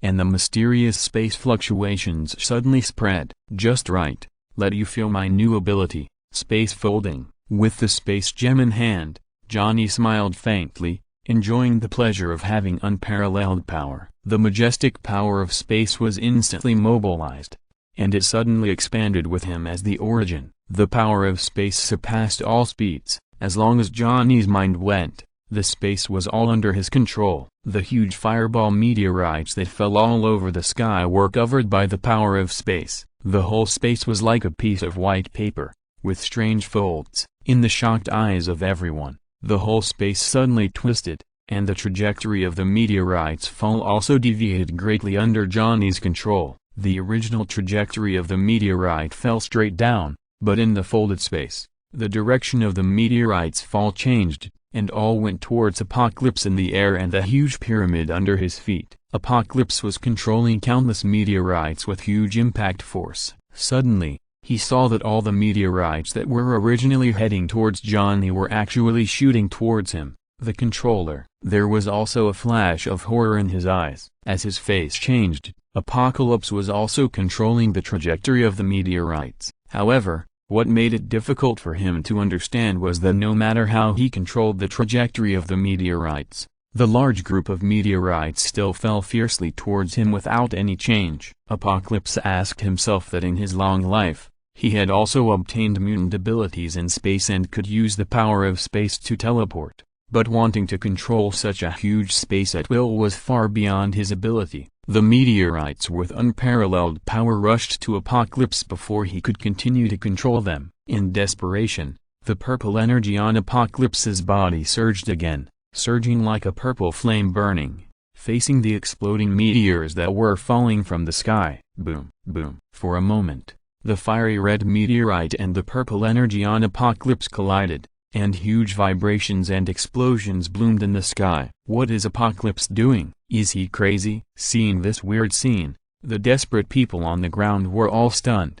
It was difficult to understand why Apocalypse summoned a group of meteorites that could easily destroy them, but it hit them halfway. Among those present, I am afraid that only Johnny, who had a faint smile on his face, knew what happened in this brief moment. Holding the space gem, he is the master of space. After controlling the space, he can fold and control the movement of matter in the entire space at will. No matter how Apocalypse changes the trajectory of the meteorite, it is actually all under his control. Huge meteorites crashed into the purple flames that erupted from Apocalypse. The shattered rocks and flames completely covered the entire space where Apocalypse was, except for the purple flame and the red flame. Apocalypse's figure had long been submerged. At this time, Apocalypse, bearing the meteorite group he summoned with huge mutant energy, had a hideous face and an impulse to run away. This was the first time in his long life that he felt so uncomfortable when fighting against the enemy. Apocalypse now truly felt the power of his attack. The meteorites and meteorites that kept falling collided with the purple flames on his body. At first, it was okay to just 1 or 2 pieces, and it was difficult to shake the terrible purple energy. However, the meteorites he summoned were far more than 1 or 2 pieces, but were overwhelming. As a result, now all of them were thrown at his face by Johnny using space. When the meteor shower came to an end, the power reached its extreme. The dense meteorites almost continuously hit the flames on the surface of Apocalypse's body, causing the flames that had been strong to vibrate slightly. Apocalypse, who was covered by the flames, had a hideous face. However, as the ancient mutant ancestor, an existence written into the Bible, Apocalypse had a strong power. After enduring a whole set of healthcare he summoned, he did not suffer any substantial damage. Moreover, The continuous explosion of meteorites also dissipated the destruction field covering Apocalypse. Standing in the air, the purple flames converged a little. When the flames slowly dissipated, the eyes were terrifying, staring at Johnny. "Fancy, Apocalypse, do you feel good?" Johnny was unmoved by Apocalypse's fierce eyes. One sentence made Apocalypse have the urge to spit blood. "You will pay the price of death for your arrogance." At this moment, Apocalypse's idea of taming Johnny was gone. The only thing he wanted now was to tear the human who had repeatedly provoked and mocked him into pieces. With the rage of Apocalypse, there was a strong purple energy on his body from the riot, and the momentum was even more terrifying than before. Even the X-Men and others on the ground had a terrible feeling of suffocation. The purple energy was like a flame, with a powerful destructive force, wrapping Apocalypse's body. The purple flames were blazing, and the violent friction with the air made the air faintly distorted, as if the anger of Apocalypse was burning. As Apocalypse raised his arm, a large amount of purple flames condensed and formed a purple light column with extreme destructive power. In the blink of an eye, it broke through the space and fell on Johnny. This attack was more concentrated and condensed than Apocalypse's previous attack. It did not have any fancy abilities. It was a simple destructive light column, a pure energy attack. It was precisely this kind of targeted and powerful attack that formed a powerful enough attack. The same power, when concentrated a little, is much more terrifying than when it is dispersed and exploded. Seeing this light column formed by the destructive power, which oppressed the surrounding space and trembled, Johnny was not too surprised. This old guy who has lived for thousands of years has a lot of tricks, but it's a pity that none of his abilities can hurt me. Johnny sneered in his heart, with a calm face. Barrier. As Johnny's mind moved, in front of Johnny, the majestic cosmic energy quickly condensed and instantly unfolded into a translucent defensive barrier, wrapping Johnny's body tightly. The destructive light column as thick as a water tank hit the barrier and was blocked outside. The purple destructive force collided with the translucent cosmic energy defense barrier and exploded in an instant. A large amount of purple flames overflowed and continued to explode. Under the fierce confrontation between the barrier built by Johnny and the destructive light column of Apocalypse, the rich purple flames were all blocked outside and could not get close at all. "You are very strong, but I have accumulated for thousands of years. You can't compete with me. Feel the destruction." Seeing the fierce confrontation between the purple destructive light column and the translucent defense barrier, Apocalypse increased the energy output while speaking, with a tone that he was sure to defeat Johnny. Looking at Apocalypse, Johnny sighed slightly, with a bit of pity in his eyes. Chapter 88. Have you ever felt despair? Apocalypse was completely out of control at this time, but Johnny was a little reluctant to tell him a fact. The energy barrier condensed by Johnny consumed not his own power at all, but directly controlled the energy of the universe. And the energy of the universe is almost endless, as long as the intensity of Apocalypse's attack cannot exceed the limit of this barrier in one blow. Johnny can continue to consume Apocalypse. Bear my rage well. Seeing the defense barrier around Johnny's body propped up to block the purple energy impact launched by himself, Apocalypse's eyes flashed with a cruel look, and he continued to increase the intensity of the attack. After a battle, Apocalypse has understood that Johnny in front of him is definitely his biggest enemy, and the threat is countless times stronger than the nuclear bombs of ordinary human civilization. He wants to rule the world again and transfer his consciousness to Charles' body, so he must get rid of Johnny. The surge of energy impact of Apocalypse is indeed powerful, which makes Johnny, who is constantly controlling the defense of the universe energy, feel the pressure. Seeing this, Johnny did not intend to fight with Apocalypse like this. He had just obtained the space gem and was not fully familiar with its abilities. How could he have time to play around with Apocalypse here? Apocalypse, since you think your attack can hurt me, then I'll let you see what it means to despair. Johnny's calm voice sounded under the gaze of everyone. Hearing Johnny's voice, Apocalypse couldn't help but focus his eyes and concentrate on dealing with Johnny's possible attack.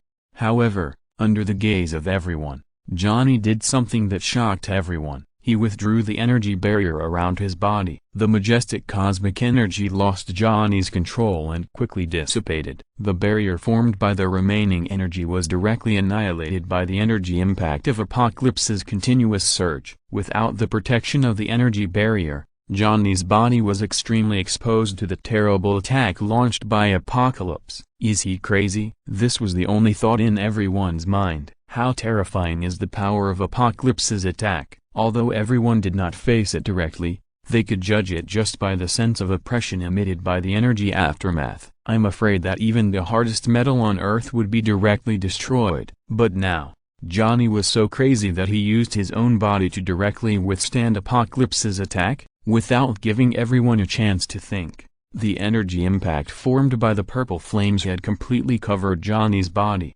and a huge ball of purple flames exploded. Even Apocalypse felt a little unbelievable. In the last second, Johnny was still swearing, saying that he would let him see what despair was. And the next second, Johnny was directly hit by his destructive flames. Is this a joke? Feeling that the attack he launched hit him directly, Apocalypse came back to his senses after a brief shock. This really happened. The opponent's body was directly hit by him. A trace of ecstasy appeared in Apocalypse's eyes. Apocalypse was deeply touched by how terrifying his attack was. Johnny made a stupid decision, which also announced the end of this terrible war. After dealing with Johnny, the mutants on the ground were not a concern at all. Charles was still waiting for him to move in at the altar of the pyramid. This world is about to welcome a new master. Wait. The ecstasy in Apocalypse's eyes had not spread yet, and it turned into suspicion. It was true that Johnny was hit by him, but in his perception, the opponent's aura not only did not disappear, but became stronger. The energy impact he launched had a feeling of being lost in the sea, as if it was completely swallowed by a black hole. When he looked at it, the energy impact fell on the place where Johnny was, and there was no scattered energy diffusion, all of which were constantly converging. In the purple flame, Johnny's figure became clearer and clearer. The purple flame with terrifying power made Johnny's figure look like a majestic god. Johnny's body was constantly attacked by the purple flame. Not only was his body not damaged at all, but even his clothes were safe and sound. There was no pain on Johnny's face. On the contrary, he showed a faint smile. Apocalypse, now, do you understand what I mean? The majestic purple flame did not seem to be a terrible destructive force, but it seemed to be actively absorbed and swallowed by Johnny, and the other party was even enjoying the absorption process. Impossible! Apocalypse exclaimed, his eyes full of horror. His energy has unparalleled destructive power. How could the other party absorb it? In Tanki's heart, a trace of despair has spread from every corner like haze. Not bad power, but it's still too weak. Johnny's face was immersed, and he took a step in the void. Every step he took was more than 10 meters away, and the distance between him and Tanki was also getting closer and closer. Facing Johnny who was approaching, Tanki felt fear for the first time in his heart. For Tanki, it has been countless years since he tasted fear. No, fear made Tanki hysterical, and he let out a crazy roar. The huge sound waves spread, forming waves like ripples. Even the white clouds in the sky were stirred in an instant and became messy. However, no matter how Tanki increased the energy of the attack, Johnny always kept a slow pace and approached Tanki. The more powerful the attack of Tanki, the more powerful the pressure on Johnny. This ability to absorb and devour energy was acquired by Johnny after he dealt with Sebastian Shaw. Although it was only a V4,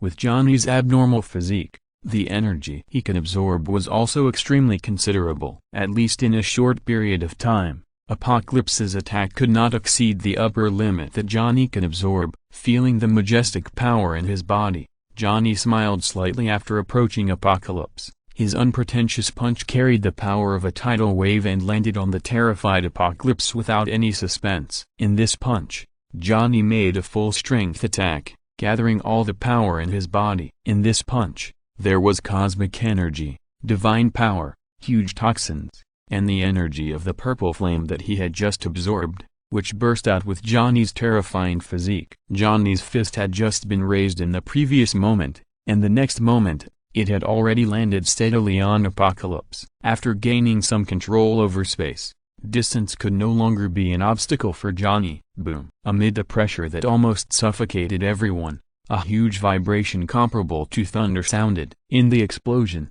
Apocalypse's scream seemed so insignificant. The blazing light burst out, making it difficult for people to see the tiny body of Apocalypse falling rapidly from the sky, sinking deeply into the earth, sinking hundreds of meters below the ground. It was as terrifying as a punch from the power of heaven. If you're listening to this novel on a channel other than Fanfic World, it means they downloaded and uploaded it without effort. We cordially invite you to visit our channel, Mundo Fanfic Novelist. There you'll find the original version of this story and you can explore many other novels of various genres. We're waiting for you to immerse yourself in a world of incredible novels. Chapter 89, A Life and Death Struggle. In the sky, the bright light shone, and everyone felt that there were two suns in the sky. The terrifying energy flashed by Johnny's punch even surpassed the dazzling sunlight. When the light dissipated, under the horrified eyes of the crowd, where was the shadow of Apocalypse in the sky? In the sky, there was only a figure as dignified as a god. That was Johnny. It's over, everyone thought. Bang! With a light sound, Nightcrawler appeared beside everyone, supporting the extremely weak Charles.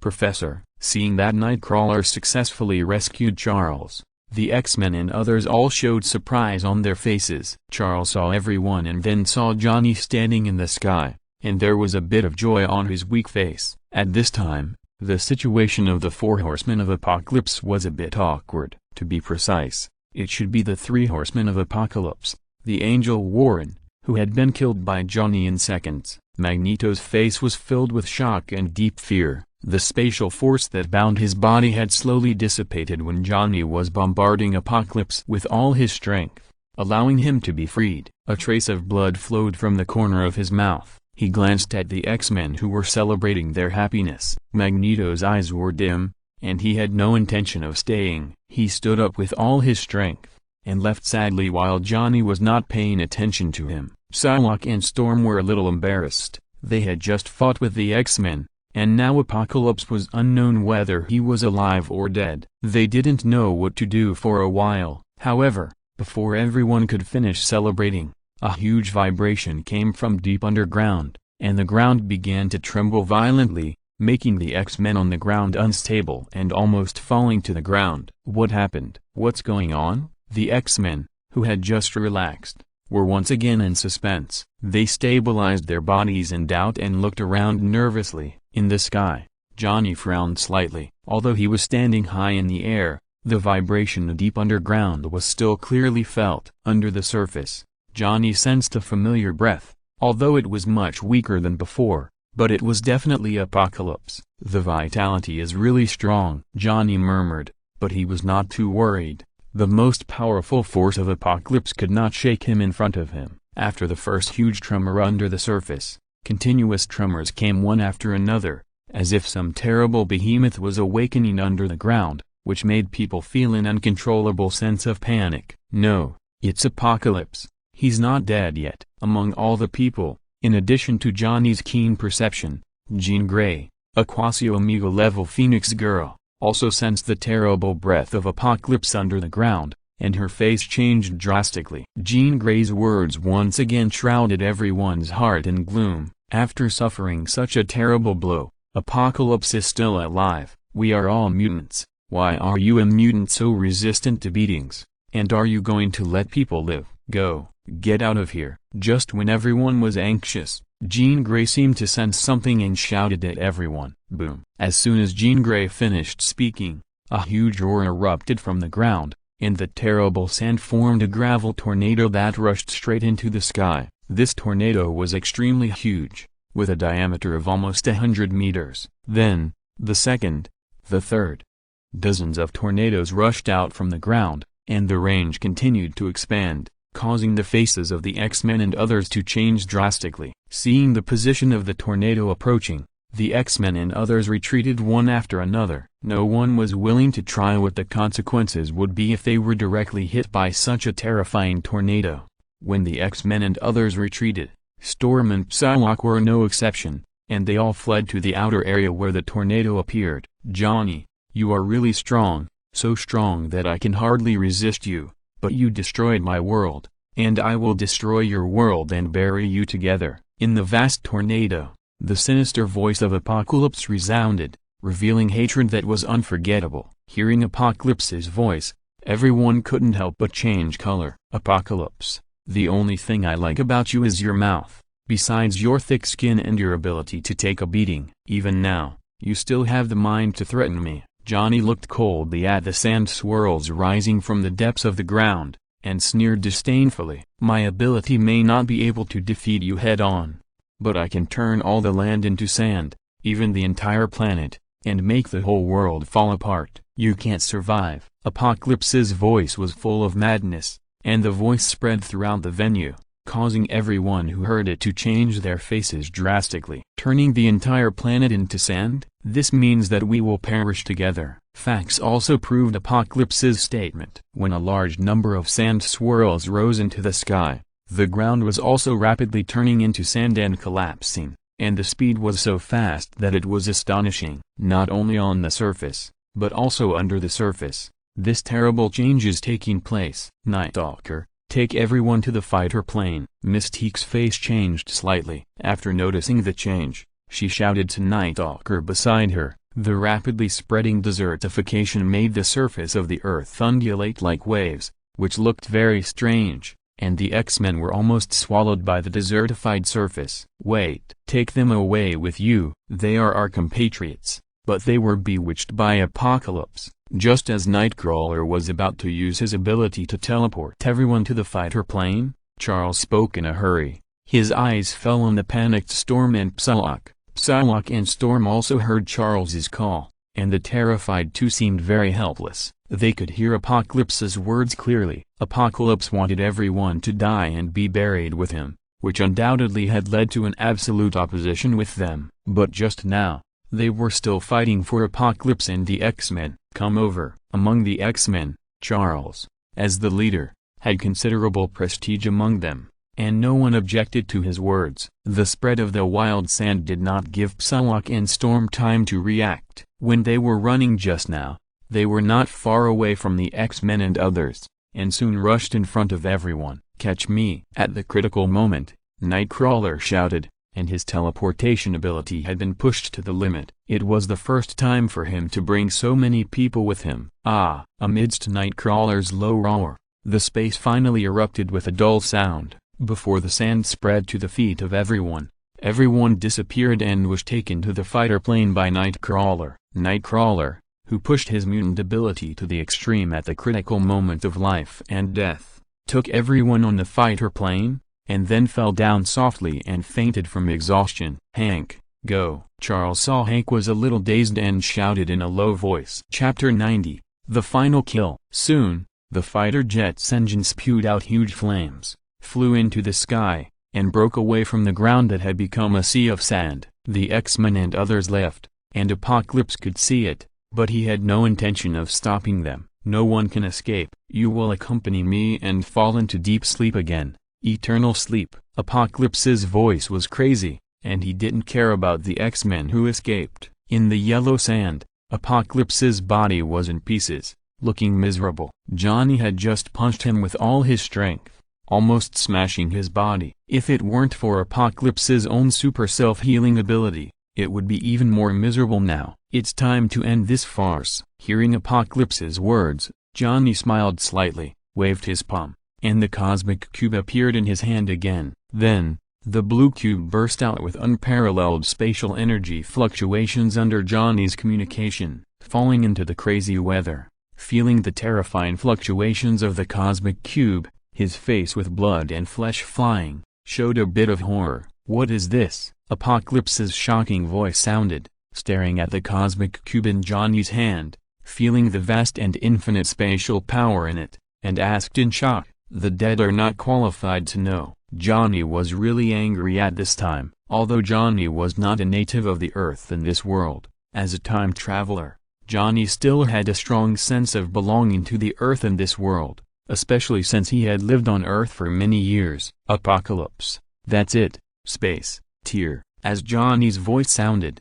Apocalypse suddenly felt the extreme crisis. Apocalypse, who had fallen into madness, couldn't help but show horror in his eyes. At the moment when Johnny used the space power of the cosmic cube, Apocalypse had a terrible sense of crisis that he would die immediately. "No, I want you to be buried with me," Apocalypse shouted loudly, and his ability to turn into sand increased infinitely. He completely disregarded his own safety and wanted to drag everyone down with him before he died. Seeing what Apocalypse did, Johnny had a bit of mockery in his eyes. Under the crushing of the absolute power level, what is the meaning of everything? At this moment, a huge dark blue space force was released from Johnny, and then under Johnny's control, it was transformed into a terrifying force that tore the space apart, permeating the entire space where Apocalypse was. Using the space fragmentation released by the space gem, the force of tearing the space was driven to a terrifying degree. This level of power is simply not something Apocalypse can understand and contend with. No.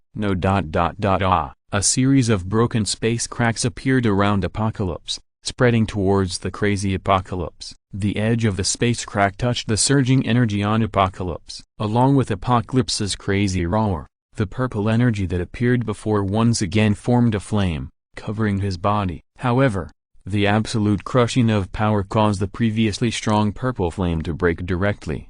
The surging purple flame could not stop the cutting of the space crack, not even for a moment, which made Apocalypse's ferocious face show despair. The scythe of the god of death has been swung, and his death is a foregone conclusion. As the dense space cracks passed through Apocalypse's body, the huge and terrifying momentum of Apocalypse disappeared instantly, like a deflated ball, leaving only a broken shell. As the huge momentum disappeared, Apocalypse's breath of life also disappeared completely when his body was cut and shattered by countless space cracks. Under the absolute space shattering and cutting, no matter how strong the self-healing energy is, it can't save Apocalypse from destruction. After all the space cracks will pass through Apocalypse's body, the desertification that continues to spread and expand on the ground will also stop, and a clear dividing line will be formed between the wild sand and the land, spreading throughout Cairo. The huge pyramid built by Apocalypse to destroy the entire Cairo could not last long on the sea of sand and began to sink slowly. When the wild sand in the sky dissipated,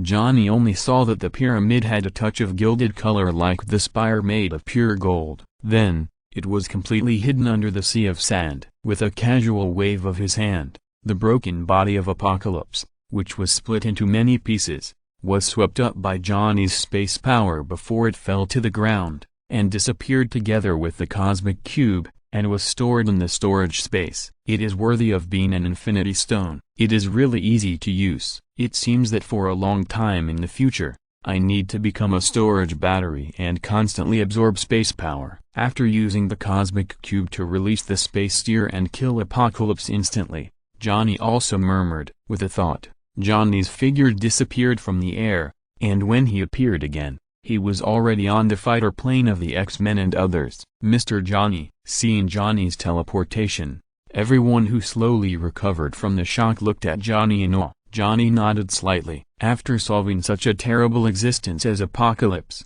his face was also calm, without any arrogance. Johnny's eyes swept through everyone's faces one by one, and paused slightly when he saw Psylocke and Storm. Seeing this, the two women were extremely uneasy. They had no idea about Johnny's attitude towards them. If the other party was in a bad mood, with the other party's terrible power, even if they were killed, they probably wouldn't have any power to fight back.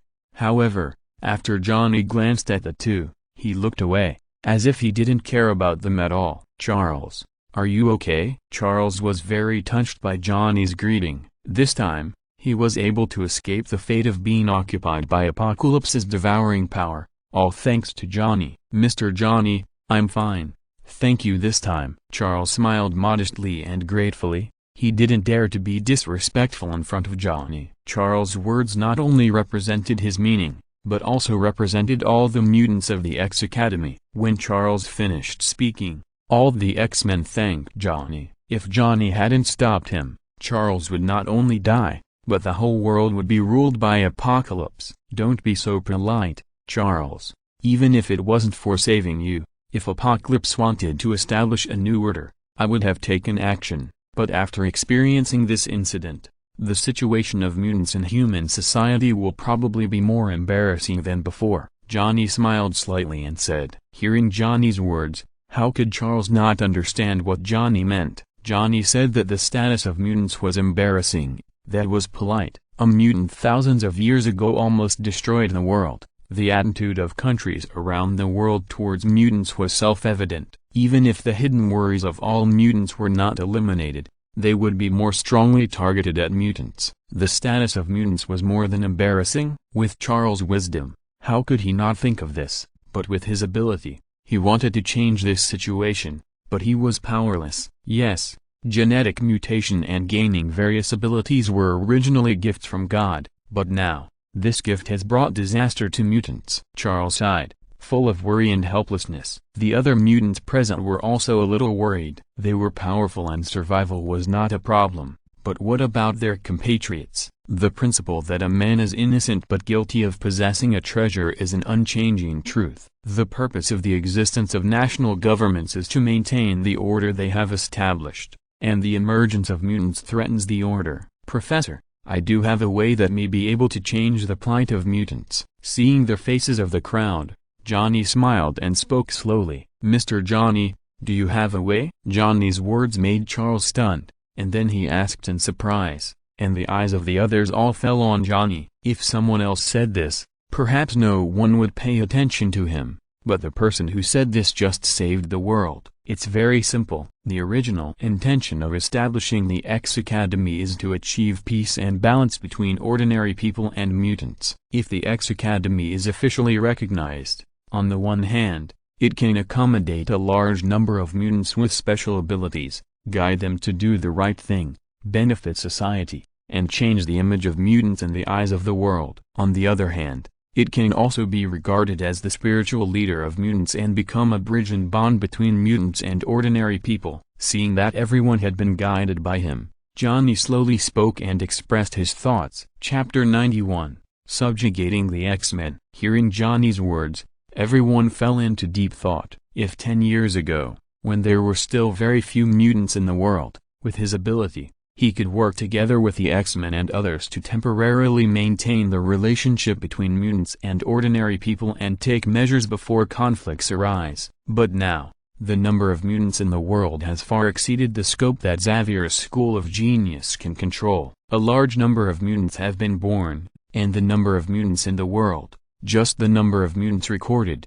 has reached at least nearly 1 million. Charles and others are powerless even if they want to. On the contrary, the Hellfire Club controlled by Johnny has Johnny as a great god to support it. For so many years, whether it is the government, the military, or some huge forces, they will give the Hellfire Club some face and will not make the relationship stiff. Thinking of Johnny and the Hellfire Club, Charles' eyes moved slightly, and he already understood what Johnny meant. Mr. Johnny, now, are you willing to stand up? Charles looked at Johnny seriously with a serious look in his eyes. After going through a lot of things, Charles unconsciously changed his address to Johnny from you to you, which shows that he already admired Johnny in his heart. Charles, I didn't have such an intention, but now it seems that it is not realistic to solve all problems with just one Xavier School of Geniuses. Not to mention that the current Xavier School of Geniuses has become a ruin in the explosion. Johnny said. School. When Charles mentioned that Xavier School of Geniuses had become a ruin, he was slightly stunned and felt a little bitter. This castle was passed down from generation to generation in his family, and he didn't expect it to have become a ruin. Mr. Johnny, it's really great that you can stand up at this time. I am willing to join and contribute my own strength to the cause of mutants. The fact that the castle had become a ruin only flashed through Charles' mind. Now he had a more serious choice in front of him. Obviously, he had made a decision. Hearing Charles' words, all the X-Men nodded. Those who knew Johnny already knew his way of dealing with things, and those who joined the X-Men later had also heard of Johnny's legend. Now that Johnny was willing to lend a hand when the mutant problem became more acute, they naturally wanted it. Okay, Charles, things here are almost over. Since Xavier's School for the Gifted has been destroyed, you will temporarily follow me back and I will properly arrange for them. As for them, After confirming the future affiliation of the X-Men, Johnny's eyes fell on Psylocke and Storm again. Seeing that he was paying attention to them, Psylocke and Storm's eyes changed slightly, revealing a bit of fear. "Mr. Johnny, they are all mutants. Can you give them a chance?" Seeing that Johnny was paying attention to Psylocke and Storm, Charles knew that if these two people still couldn't make the right decision, with Johnny's methods, it was not impossible to kill them both. Apocalypse almost brought the whole world to destruction. You two followed Apocalypse. I had no intention of letting you go, but since Charles has spoken, I don't mind giving you another chance to choose, X-Men or Hellfire Club. Since Charles has spoken, Johnny still has to sell this cheap face. After nodding slightly, Johnny said to the two women, "Moreover, Johnny is not a bloodthirsty person. If the two women can make a choice that satisfies him, it is not impossible for them to stay. This choice is very clear. Joining the X-Men means joining the team of Charles and others." Although Charles and others are also Johnny's subordinates after experiencing the Apocalypse incident, it is not so clear after all. Relatively speaking, they have more autonomy. Choosing the Hellfire Club means directly becoming Johnny's subordinates. Hearing Johnny's words,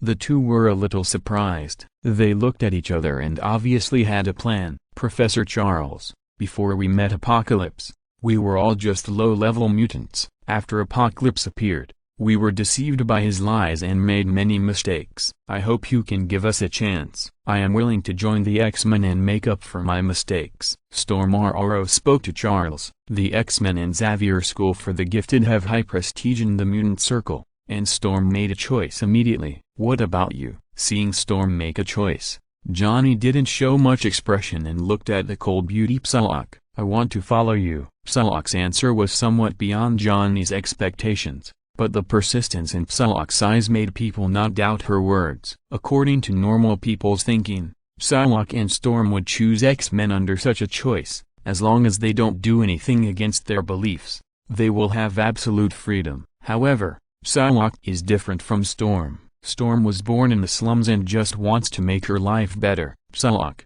on the other hand, desires power. Following the strong and embarking on the road of pursuing power is Psylocke's choice. That's why she became one of the four horsemen of the Apocalypse. And now, the invincible strength shown by Johnny has conquered Psylocke without her knowing it. "Very good.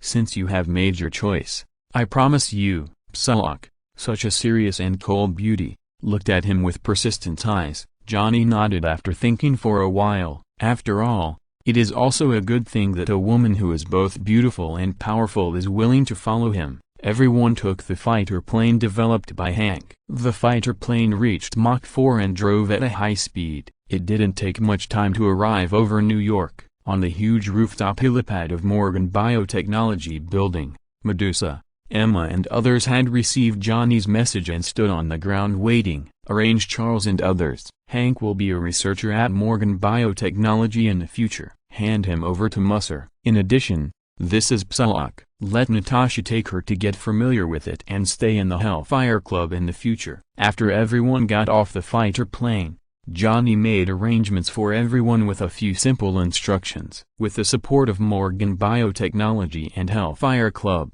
two huge forces, one bright and one dark, it was not a problem to settle everyone. After Johnny gave the order, Charles and others were quickly settled. After experiencing the Apocalypse, although the X-Men did not fight too fiercely, they were exhausted physically and mentally. Under Medusa's arrangement, they all entered the stage of recuperation. However, although Apocalypse has been solved by Johnny, the impact it caused cannot be eliminated in a short time. In fact, the impact has expanded and caused a huge wave around the world. Chapter 92 Morgan Consortium. The global harm caused by the Apocalypse made all countries in the world nervous. Egypt suffered the most casualties. The capital was destroyed by the Apocalypse. Not only was the entire city completely destroyed, but it became a huge sea of sand that would be difficult to recover within centuries. The number of deaths was extremely horrifying. As soon as the Egyptian government received the news that Johnny had solved the Apocalypse, It expressed its most sincere gratitude to Johnny. All the confirmed rewards were sent to Morgan Biotech without any ambiguity. The Egyptian government representative wanted to express his gratitude to Johnny in person, but was rejected by Medusa. The Egyptian representative did not have any dissatisfaction that he could not meet Johnny and personally express the country's gratitude to Johnny, but left with some disappointment. After Egypt, all countries in the world delivered the rewards that should be paid to Johnny as agreed, and immediately promulgated foreign trade and cooperation policies for Morgan Biotech. If only one or two small countries were to get close to Morgan Biotech, it might not have caused too strong an impact. However, almost all countries in the world have shown their goodwill towards Morgan Biotech, and even some kneeling and licking meaning, which is very intriguing. However, in the face of a global crisis, the hero Johnny stood up at the first time to save the world. The feat was soon officially recognized and deliberately publicized and made public. When everyone knew that the person in power behind Morgan Biotech was Johnny, the special attitude of countries around the world towards Morgan Biotech was reasonably explained. Morgan Biotech's reputation has always been good. The New York War caused by the Hulk and the Abomination made Morgan Biotech's approach even more well-received. And now, with the recognition and deliberate praise of countries around the world, Morgan Biotech, which has entered the ranks of the consortium, has gained the favor and respect of everyone. As for Johnny, the chairman of the Morgan Consortium, he was dubbed human hero and so on for a while. Chairman, the company has now officially entered the ranks of consortiums, and it is an absolutely stable consortium. In the U.S. government, almost all congressmen and politicians have offered olive branches without our recruitment. Even the president has made private arrangements, hoping to reach a tacit understanding with us. Now your prestige is known to everyone from governments to ordinary people. Medusa spoke with a smile in the high-level conference room of the Morgan Biotechnology building. Those who can attend the high-level meeting include Medusa, Emma, Natasha, Psylocke, Samuel, Hank, and Charles. Except for Charles, everyone else is considered Johnny's direct subordinates, and Charles' attitude towards Johnny is also quite admirable, so Johnny also lets him participate in discussions and decisions on many things on behalf of the X-Men. As for Psylocke, who surrendered not long ago, after undergoing Emma's loyalty test, he also gained Johnny's trust. In addition to combat training in the Hellfire Club, he is also the company's chairman's secretary. Now the chairman of Morgan Biotechnology has changed from Medusa to Johnny after Johnny came to the public. There is a saying, when there is work, the secretary does the work, when there is nothing, the secretary does the work. Johnny made Psylocke the secretary of the chairman, which also has this meaning. Being able to overthrow a cold and beautiful woman like Psylocke is a great sense of accomplishment for every man. Well, it's about what I expected. Johnny nodded, and was quite satisfied with the current attitudes of various countries. Everyone was quite surprised by the leapfrog development of Morgan Biotechnology, and only Johnny was indifferent. For Johnny, money and power are just tools for him to achieve his goals, not what he needs. What he values most is always his own strength. By the way, Chairman, the military wants to have a deeper cooperation with us, and is willing to deliver the special projects they have been researching for many years. Moreover, the military wants to let the company manufacture all the armament projects. Should we take over? Medusa asked again. The military project will be decided by Mr. Lan. If you are interested, you can take it over.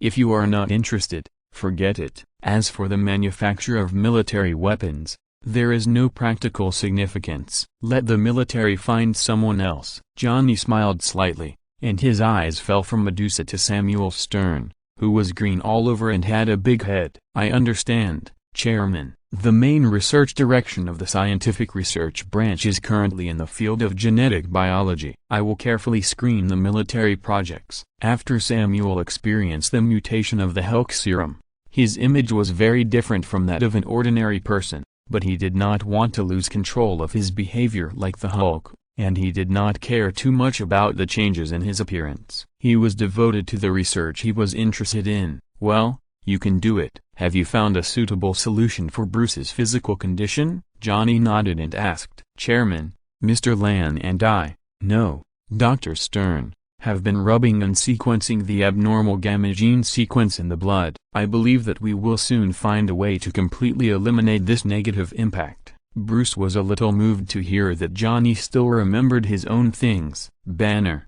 in my opinion, your body is not abnormal, but an evolution.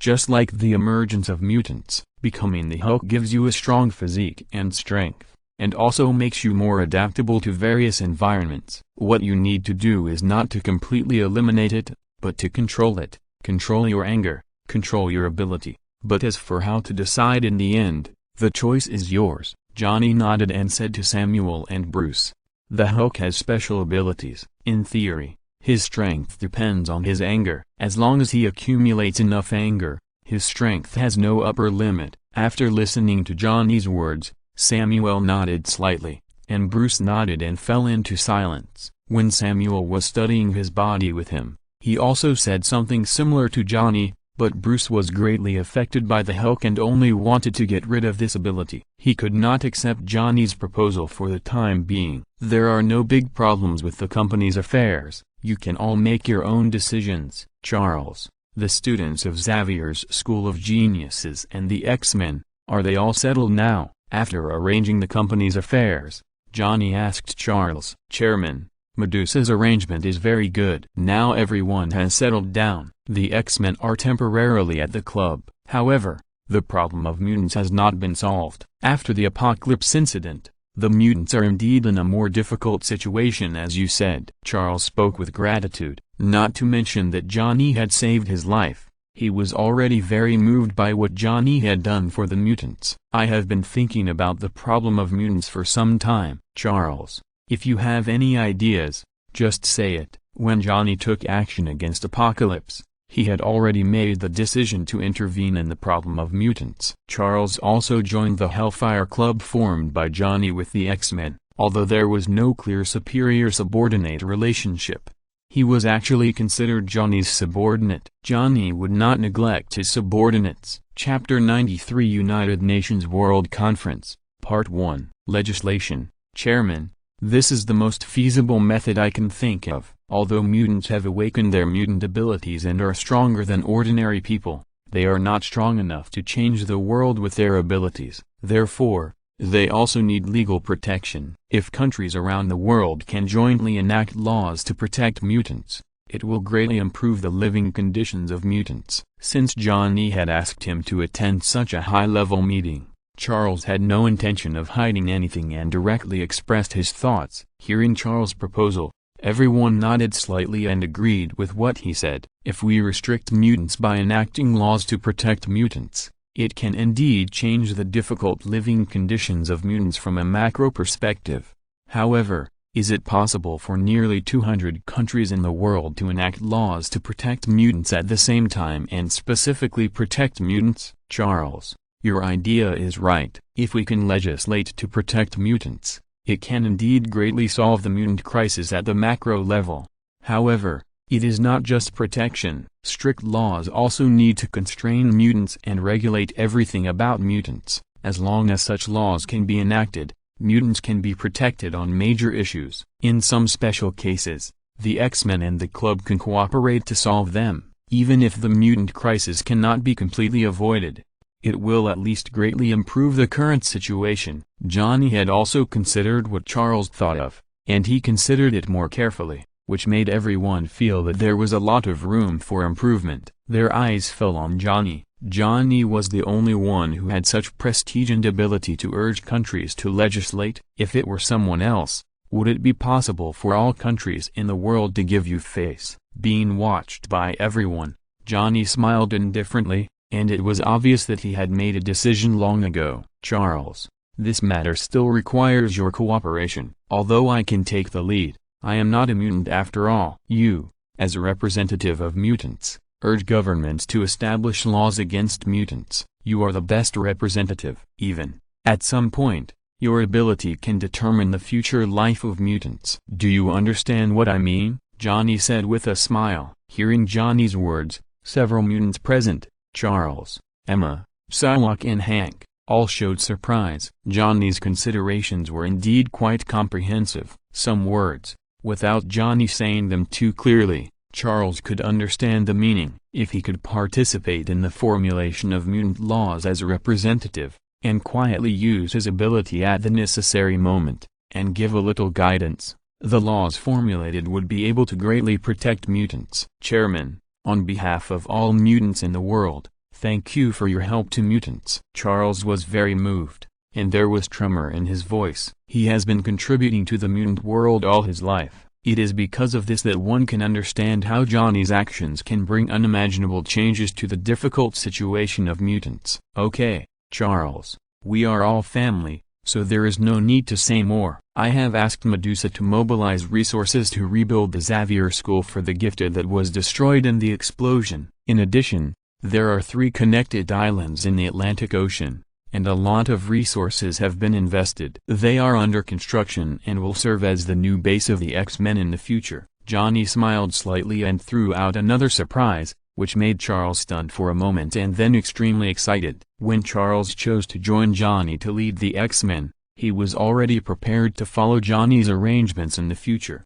However, after joining, Johnny's various arrangements did not require any return, which was enough to make Charles grateful. I will contact the U.S. government soon and issue a call for action on the mutant issue. A UN conference will be held and you and I will attend. In addition, Xavier School for the Gifted can also be in the public eye. The school will remain the same as before. As for the X-Men, the bases on several islands should be able to be properly settled, Johnny said with a smile. Chairman. Charles choked up for a moment and didn't know what to say. At this time, words of thanks seemed too superficial. He could only shed tears and remember everything Johnny had done for them in his heart. Okay, do you have anything else to say? If not, let's leave it like this for now. Medusa, contact the government in my name and convey what I said today. Johnny didn't drag his feet. After finishing the business, he directly asked Medusa to contact the US government. After dealing with the mutant problem,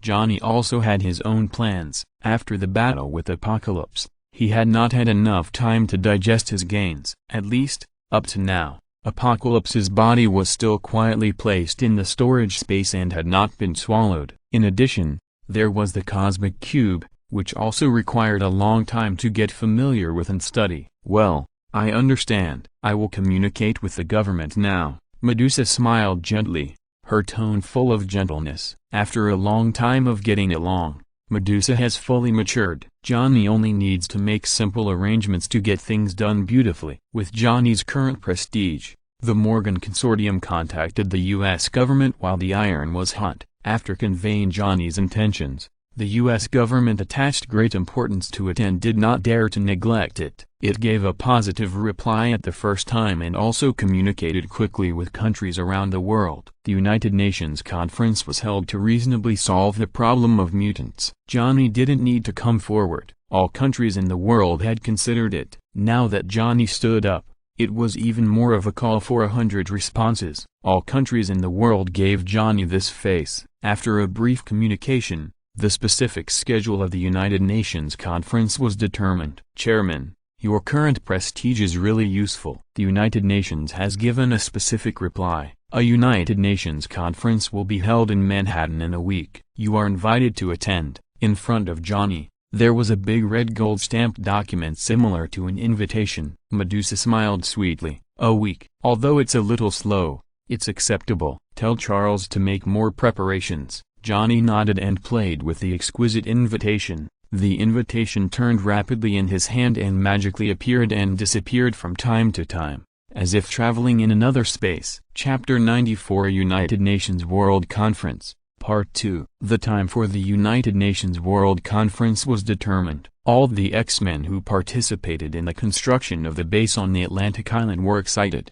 and their awe and gratitude to Johnny reached the extreme. The convening of the United Nations World Conference this time, specifically targeting the issue of mutant legislation, has also attracted widespread attention from all over the world. After the number of mutants increased, various problems continued to breed. For a long time, not only ordinary people were greatly affected, But also the situation of mutants was not easy. There were also many organizations and forces with bad intentions who quietly took action against mutants, secretly captured mutants, and conducted inhumane research and experiments. In such an environment, it was not only mutants who were implicated, but ordinary people also suffered. In the dark corners, there was an unknown organization that invested a lot of resources and studied mutant genes and serums for a long time. In order to speed up the research process, it recruited a lot of unknown volunteers through various channels. Most of these volunteers were ordinary people with terminal illnesses. They were deceived by false lies and became poor guinea pigs. After such contradictions became increasingly prominent,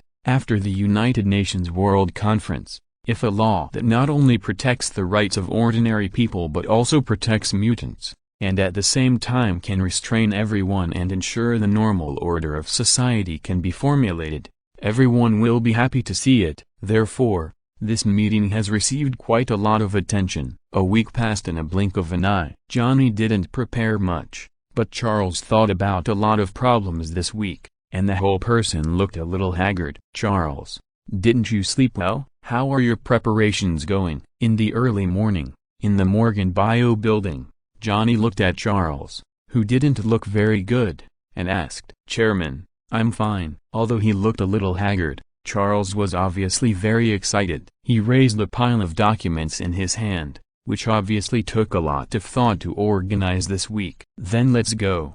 Don't resist." Johnny smiled slightly, mobilized the power of space, and took Charles directly to the area where the United Nations World Conference was held. Johnny didn't use the space transmission ability many times after mastering it, but every time he used it, Johnny had a strange feeling. However, this feeling was fleeting, and Johnny could not fully understand it for a while. He could only wait until the mutant matter came to an end, and then take a lot of time to study it carefully. This time, the United Nations World Conference only had 1 week to prepare from the decision to the start of the war, which was quite fast. Not to mention that the countries needed to discuss a lot of details. Just to make arrangements from their own countries and fly to the United States would take a lot of time. Being able to put down the busy government affairs of the country in a few days and come to Manhattan, it can be seen that all countries attach great importance to Johnny. The heads of nearly 200 countries in the world gathered together. The entire area where the meeting was held had already been under martial law,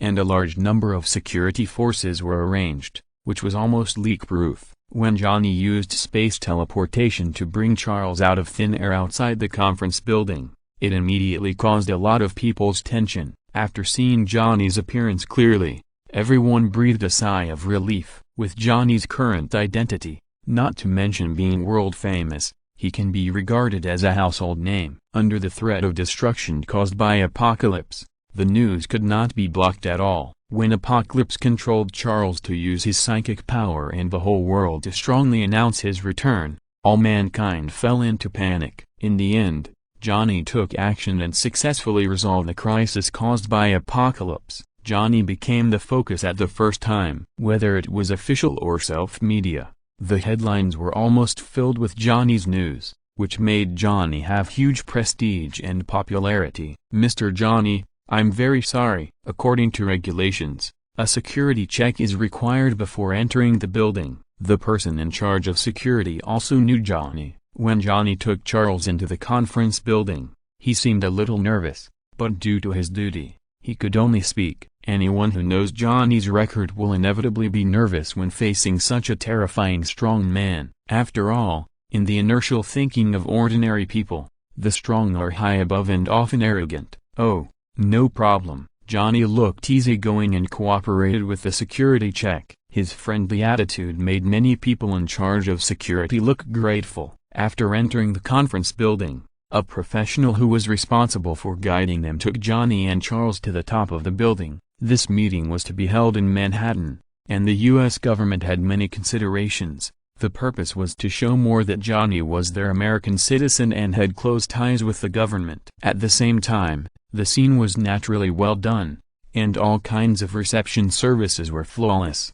Johnny and Charles arrived not too late, before the official meeting was held. However, when the two came to the huge Parliament Hall under the guidance It was already overcrowded, and almost all the heads of state of the countries were present. Sir Johnny, Mr. Johnny, hello, I am the president of 20. Sir Johnny is really young? You are a hero now. Our country welcomes you to be a guest. Johnny's arrival instantly set off the quiet Parliament Hall, and the heads of state of all countries all lowered their postures and greeted him enthusiastically, appearing very approachable. However, Charles, who followed Johnny, was directly ignored by everyone. Everyone, your time is precious. Let's not waste too much time. The mutant problem needs to be solved urgently. Let's start early. After some polite exchanges, Johnny also saw that the heads of state all wanted to focus on him. Even the US president who had contact with Johnny kept being polite. In order to end this boring polite exchange, Johnny could only take the initiative to speak. Okay, Your Excellency, Johnny really cares about the country and the people. No problem. Let's get started. Hearing Johnny speak, the heads of state echoed again. It is hard to imagine that the heads of state who usually hold high positions in various countries and decide the future direction of the country would have such an attitude when facing Johnny alone. However, Johnny understood it as soon as he thought about it. If he only had some strength, he might not be taken seriously and would not have such influence. But now, the strength he has shown has completely surpassed the power institution of the country. At least, this is the case on Earth. Therefore, the heads of state really have to have a good relationship with him and dare not offend him at all. The strong have the right to speak and occupy an absolute dominant position. This is the so-called national diplomacy. The man next to me is named Charles Xavier. He is a professor who studies biological mutation and genetic evolution. He is also a mutant. The voice of Apocalypse that everyone heard before was also made by Apocalypse controlling Professor Charles. Today, as a representative of mutants, he participated in the drafting of the Mutant Act. Since everyone let Johnny take the lead, Johnny didn't hesitate and went straight to the point. Chapter 95 Mutant Law Confirmed. What happened next had little to do with Johnny. Johnny only intervened in the mutant issue, giving Charles the opportunity to realize his plan and formulate a law that would balance mutants and ordinary people. The formulation of a new law must be quite long and difficult, especially a law that can be used worldwide. During the meeting, Charles and the heads of state from all over the world had heated discussions, constantly raising the issues and suggestions he had considered, and proposed a large number of legislative bases to make his ideas a reality bit by bit. With Johnny present, Charles, as Johnny's representative and spokesperson, would be given some face by the heads of state. In terms of some legal details that were slightly biased towards mutants, they only had simple discussions, and finally chose to give in. Charles gradually smiled. This meeting lasted from morning to the whole day. At the end, Charles' face was not only not tired at all, but also showed a faint smile. The overall legal framework was finally implemented under the joint consultations between Charles and the heads of state. According to the legal framework jointly negotiated by countries around the world,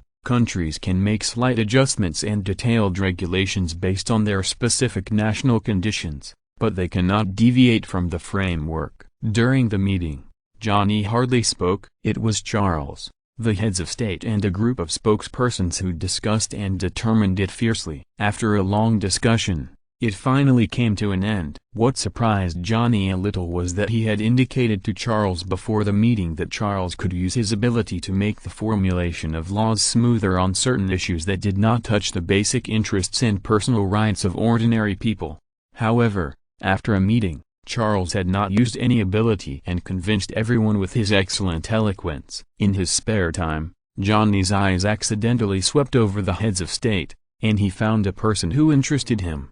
The head of the African country Wakanda, King T'Chaka of Wakanda, Black Panther, Fort Kaka. Johnny almost didn't have to think too much, and he had already recalled his other identity. Wakanda, located in Africa, has been like other African countries for centuries, showing only backwardness and poverty. Wakanda, like many African countries, does not have a high status in the international community. The only difference is that a special meteorite has appeared in Wakanda's history, which is called Wakanda Vibranium. which is the shield used by Captain America Steve Rogers during World War II. Although vibranium was only a flash in the pan, it caused a certain sensation at the time. Moreover, Wakanda is also a relatively special country among African countries. Its special feature is that Wakanda has never accepted any humanitarian assistance for centuries, even if it is poor and backward, and even has some closed-door policies. However, Johnny knows clearly that if it is purely based on economy and technology, it is not wrong to say that Wakanda is the richest and most technologically advanced country on Earth. It's just that this country abides by the ancestral precepts and has always retained its original style, and every person in power has no great ambition, which ensures that Wakanda has always been low-key and peaceful. Quietly withdrawing his gaze, Johnny began to think in his heart, considering whether he needed to have a good talk with T'Chaka about the vibranium after the meeting agreed on the mutant law. The meeting that lasted for a day finally came to an end. Among all the people, except Charles, who seemed very excited and couldn't hide his smile, everyone was a little tired. The draft of the mutant law has been passed by the resolutions of various countries. For this reason, each country has also established a separate Mutant Permanent Council Committee. Each country has 1 or 2 members as permanent council members, and Charles is also one of them. What made Johnny a little helpless was that this meeting initiated by him was originally intended to be handed over to Charles to handle, but the heads of state were not fools. In the end, he was pulled into the chariot and made him one of the directors of the Mutant Permanent Council. Some people even proposed that Johnny be the person in charge, but Johnny refused. The heads of state from all over the world came to Manhattan for a joint meeting. Naturally, the United States was well prepared and arranged a grand banquet, which was much higher than the usual state banquet of the country. Johnny didn't usually attend such banquets where people were polite and flattering to each other, but he was the one who facilitated this meeting, so it was not easy for him to leave at this time. Naturally, Johnny became a hot figure at the banquet, and heads of state from various countries chatted with him one after another, with smiles on their faces. If such a scene appeared in front of the public, it would probably be jaw-dropping. Johnny was not too cold in front of everyone, and he always kept a friendly smile on his face. He treated the heads of state equally and did not ignore anyone. Seeing that Johnny was always polite to his greetings and courtesies and had no intention of further contact, the heads of state were not too disappointed. As long as they could maintain a good relationship with Johnny, they would be very satisfied. Such a banquet also provided an opportunity for the heads of state to chat. The organizer, the United States, set up a number of separate private rooms, and both security and confidentiality measures were strictly controlled to ensure that the heads of state discussed some national affairs. Seeing that Johnny had no intention of having a deep conversation, the heads of state simply greeted each other and then began to do their own things. In such a harmonious atmosphere, they chatted in groups of 2 or 3. King T'Chaka, can I have a few words with you alone? I am very interested in the traditional culture of your country. The only country that Johnny showed some enthusiasm for was Wakanda. T'Chaka was slightly stunned. He didn't know why Johnny had a special liking for a backward country like himself among so many powerful countries. However, after reacting, facing Johnny, who took the initiative to come, he deliberately showed a surprised expression on his face. Of course, Sir Johnny. Under the guidance of the professionally trained waiter, Johnny, T'Chaka and his bodyguards were led to a luxuriously decorated room.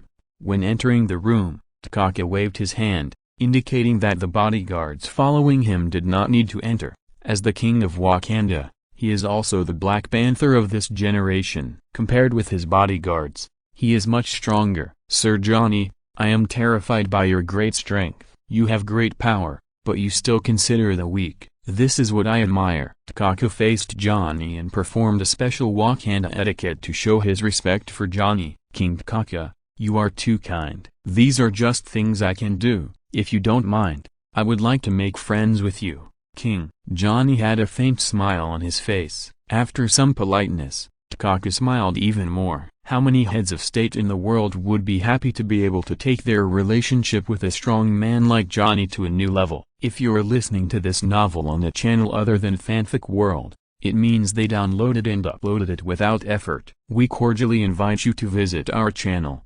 Mundo Fanfic Novelist. There you'll find the original version of this story, and you can explore many other novels of various genres. We are waiting for you to immerse yourself in a world of incredible novels. Chapter 96. Wakanda Favors You? Seeing Johnny and Wakanda King T'Chaka leave and go into a specially arranged room to chat alone, many heads of state noticed this and seemed a little surprised. Why would Mr. Johnny be interested in Wakanda? This is a bit strange. If Wakanda has anything to show off, it should only be the vibranium meteorite that appeared once a few decades ago. I heard that the metal refined from the meteorite is indestructible. Maybe Mr. Johnny is interested. Vibranium? You mean sound-absorbing steel, right? The people discussed it in twos and threes, but did not pay too much attention. In their opinion, even if Johnny made friends with Wakanda, it would not have much impact on them. It was just a poor and backward country, and it was far away on the African continent. However, Johnny, who was chatting with T'Chaka in a separate room, did not think so. King T'Chaka, my Morgan Biotechnology has also been very interested in various minerals recently. I heard that your country produces a kind of raw stone called vibranium. I am willing to give a reasonable reward. I wonder if we can cooperate. After a long chat about everything from history to humanities, Johnny gradually moved to the main topic. Hearing Johnny mention the cooperation on vibranium, T'Chaka's heart moved slightly and became a little entangled. Vibranium raw stones are the foundation of Wakanda. During World War II, due to some internal reasons in the country, some vibranium was allowed to flow into the market, which caused a certain sensation at the time. For this reason, Wakanda was also under pressure to hand over a lot of vibranium meteorites. After announcing that all the raw stones were consumed, the matter was settled, and now Johnny mentioned it again.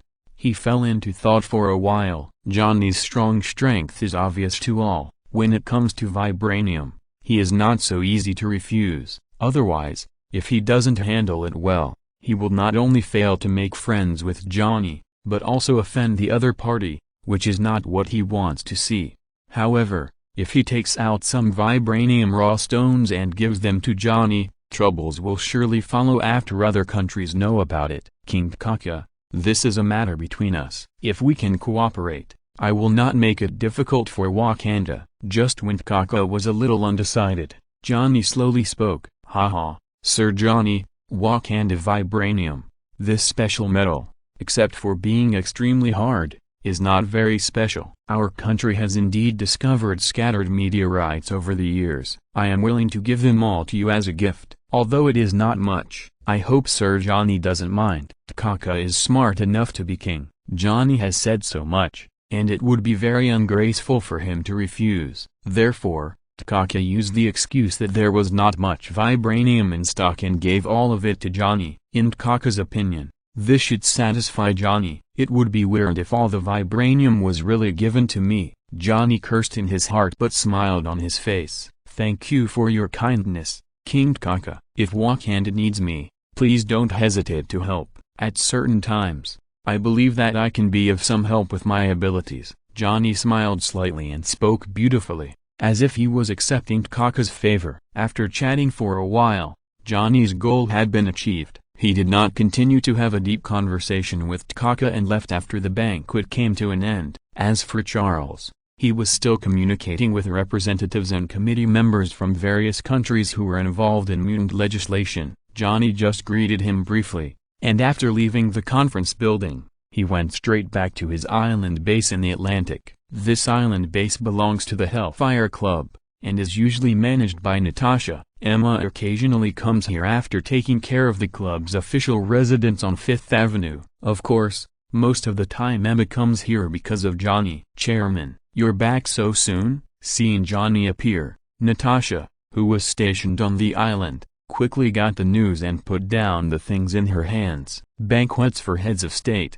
like the officialdom and business circles of the country, are all boring conflicts of interest. I don't like these things. After I settled the mutant legislation, I came back. Johnny nodded slightly, enjoying Natasha's gentle shoulder massage. Natasha, how does it feel to let you train the mutants in the club? Although mutants have mutant abilities, once awakened, Some powerful mutants are far superior to well-trained agents even without training. But I combined their different abilities and not only arranged targeted training, but also conducted actual combat simulations with considerable intensity, allowing them to experience the crisis and quickly improve their strength. In addition, the intelligence part took shape quickly. Some mutants with special mutant abilities are born top spies. Now our intelligence network covers the military, government and various well-known organizations and forces in the country. On the X-Men side, Misty Craven is also a spy. When faced with a difficult task,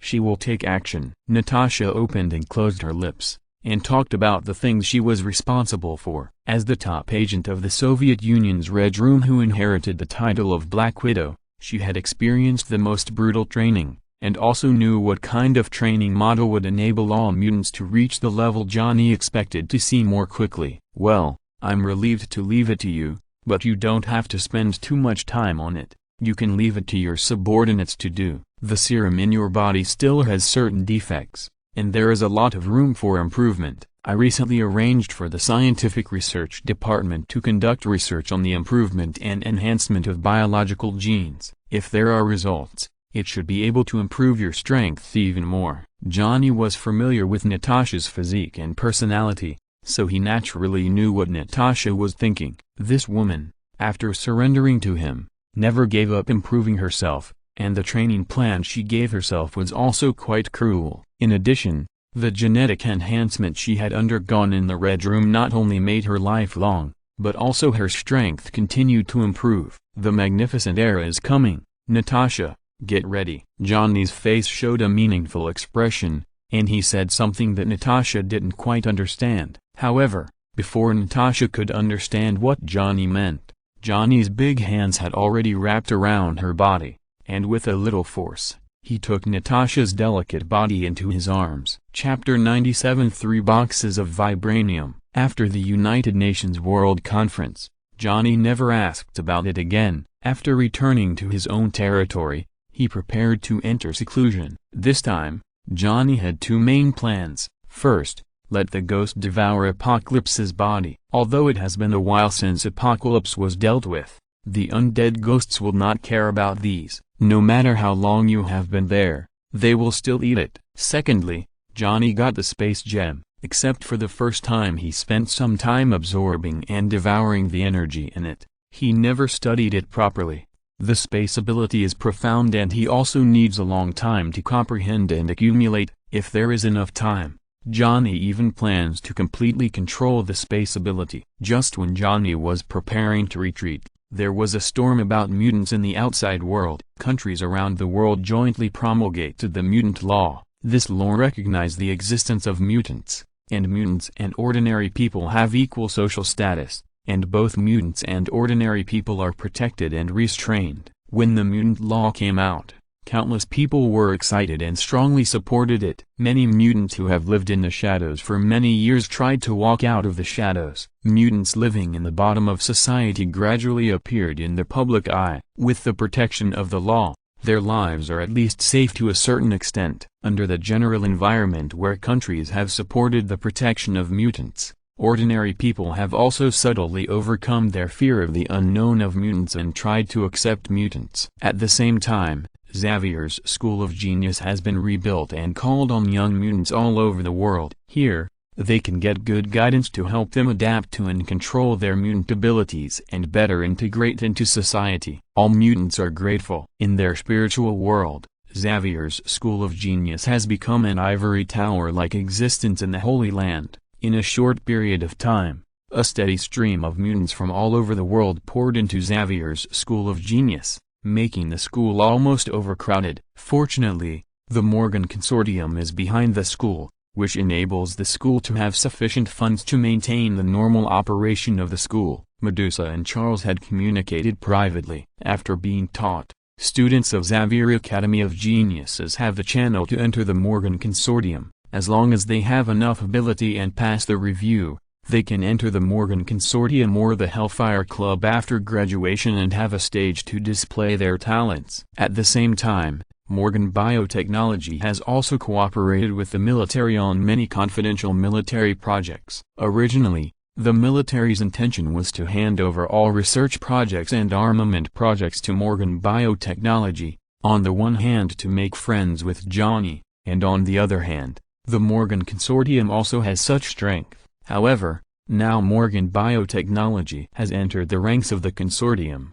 With strong power and confidence, it only selectively cooperates with the military on projects according to the wishes of Samuel Stern and other scientific research leaders, and does not touch the armament weapons manufacturing at all. In desperation, the military can only give up the original plan and turn its attention to other emerging enterprises, intending to support partners again. After some selection, the military did find suitable partners, including Stark Industries and Osborne Bioindustries, which can meet the huge armament needs of the United States, and some large and medium-sized enterprises with slightly weaker strength, such as Hammer Technology. The founder of Stark Industries and Osborne Bioindustries is Howard Stark, one of the original founders of SHIELD. Howard Stark is an excellent scientist. During World War II, he served as a military researcher and made immeasurable contributions. He has always had close ties with the government and the military. Osborne Industries, because of some origins, was selected by the military to serve the military. However, Osborne Industries is a family business and does not have a strong background and backstage. The military's attitude towards it is much tougher, but it is understandable that as long as it can work closely with the military, it is quite easy for the company to develop rapidly. I don't know how many companies are desperately trying to get such an opportunity, but it is difficult to do so. These irrelevant matters were omitted. After the wave of the mutant law slowly calmed down, Johnny felt that it was time for him to enter a state of seclusion. At the island base, everyone received Johnny's call and gathered together. "Natasha, you haven't been at the base these days. Is there anything special?" After the United Nations World Conference, Johnny stayed in the base on the island. Seeing that Natasha had been away for a few days, he asked casually, "Chairman, Psylocke gave me the news that we went to find a special mutant named Taliban." Hearing Johnny's question, Natasha felt warm in her heart and spoke. "Taliban?" Johnny was slightly stunned. A mutant actually made Natasha go there in person. Taliban is a mutant who has awakened special abilities. He can sense all mutants within a certain range. His abilities are similar to those of Professor Charles, but not as strong. However, Taliban's joining is helpful to our work on mutants. He is also a former collaborator of Psylocke, so Psylocke and I went there in person. Natasha glanced at Psylocke, and Psylocke, as the secretary of the chairman, nodded slightly. Johnny had planned to make Psylocke his secretary, but he had not found a suitable opportunity during this period of time. Otherwise he would have eaten up this cold beauty. "Psylocke, well, you guys can handle the mutants. If you encounter any difficult problems, discuss them with Charles." Johnny nodded slightly. "Chairman, you had an agreement with King T'Chaka of Wakanda before. A batch of Wakanda vibranium was delivered to the company from Wakanda a few days ago. King T'Chaka also left you a message. Do you need to listen to it in person?" Medusa picked out some slightly important things and said to Johnny, "No need to guess, you know it's all just polite talk. How many vibranium stones are there?" When mentioning vibranium, Johnny raised his eyebrows slightly, and he was a little interested. "There are quite a lot of them. There are 3 boxes in total. They are stored and transported through strict equipment. Now they have been handed over to the research department." Medusa is also very concerned about vibranium. According to the information she has received, the amount of vibranium that has appeared in the world over the years is definitely not too much. King T'Chaka can send 3 boxes at a time, which should be considered quite sincere. "A lot, Medusa. If I tell you that there are at least more than 10 million tons of huge vibranium stone veins under the country of Wakanda, do you still think 3 boxes of vibranium stones are too much?" Johnny sneered slightly, secretly cursing T'Chaka for being stingy. "But 3 boxes of stones can meet the needs of research for the time being." "What?" Johnny's words, heard by everyone, made everyone stunned, almost thinking that they had heard wrong. Chapter 98 Swallowing Apocalypse. There is no doubt that Wakanda is not as poor as we know. It can even be understood that their country's technological level and wealth are at least a century ahead of the United States. The reason for all this is vibranium. Several centuries ago, huge vibranium meteorites fell from the sky. Under the ground of the entire country of Wakanda, there are these raw stones that are extremely precious in the eyes of the world. Johnny smiled and spoke in the eyes of everyone who was incredulous. As a time traveler, besides the Wakandans, he should be the one who knows the situation in Wakanda best. So, Wakanda has always refused various humanitarian aids and is completely in a closed development state. It's not because of their poverty and backward customs,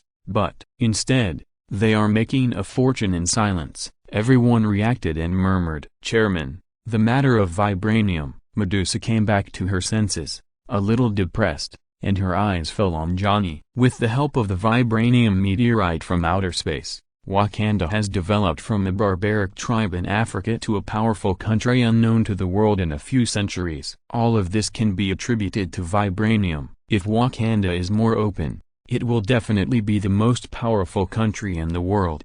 However, since the other party is willing to give us 3 boxes of vibranium, we can't waste it, right? Arranging a separate research project on vibranium will definitely exceed your expectations. Johnny smiled. I understand, Chairman. After receiving Johnny's instructions, Natasha put away her depression and nodded. Everyone, in fact, I have something to announce when I call you here today. In the next period of time, I will be promoted for a period of time. As for how long this period of time will be, it is not yet certain. It may be a few months, or it may be a few years, or even longer. Johnny calmly stated the purpose of calling everyone together, which surprised everyone again. Before, although Johnny was often elusive and did not often intervene in various affairs, he had never been in seclusion for too long. This time, it was several months at a time, which surprised everyone. But you don't have to worry. If you encounter special situations and can't handle them,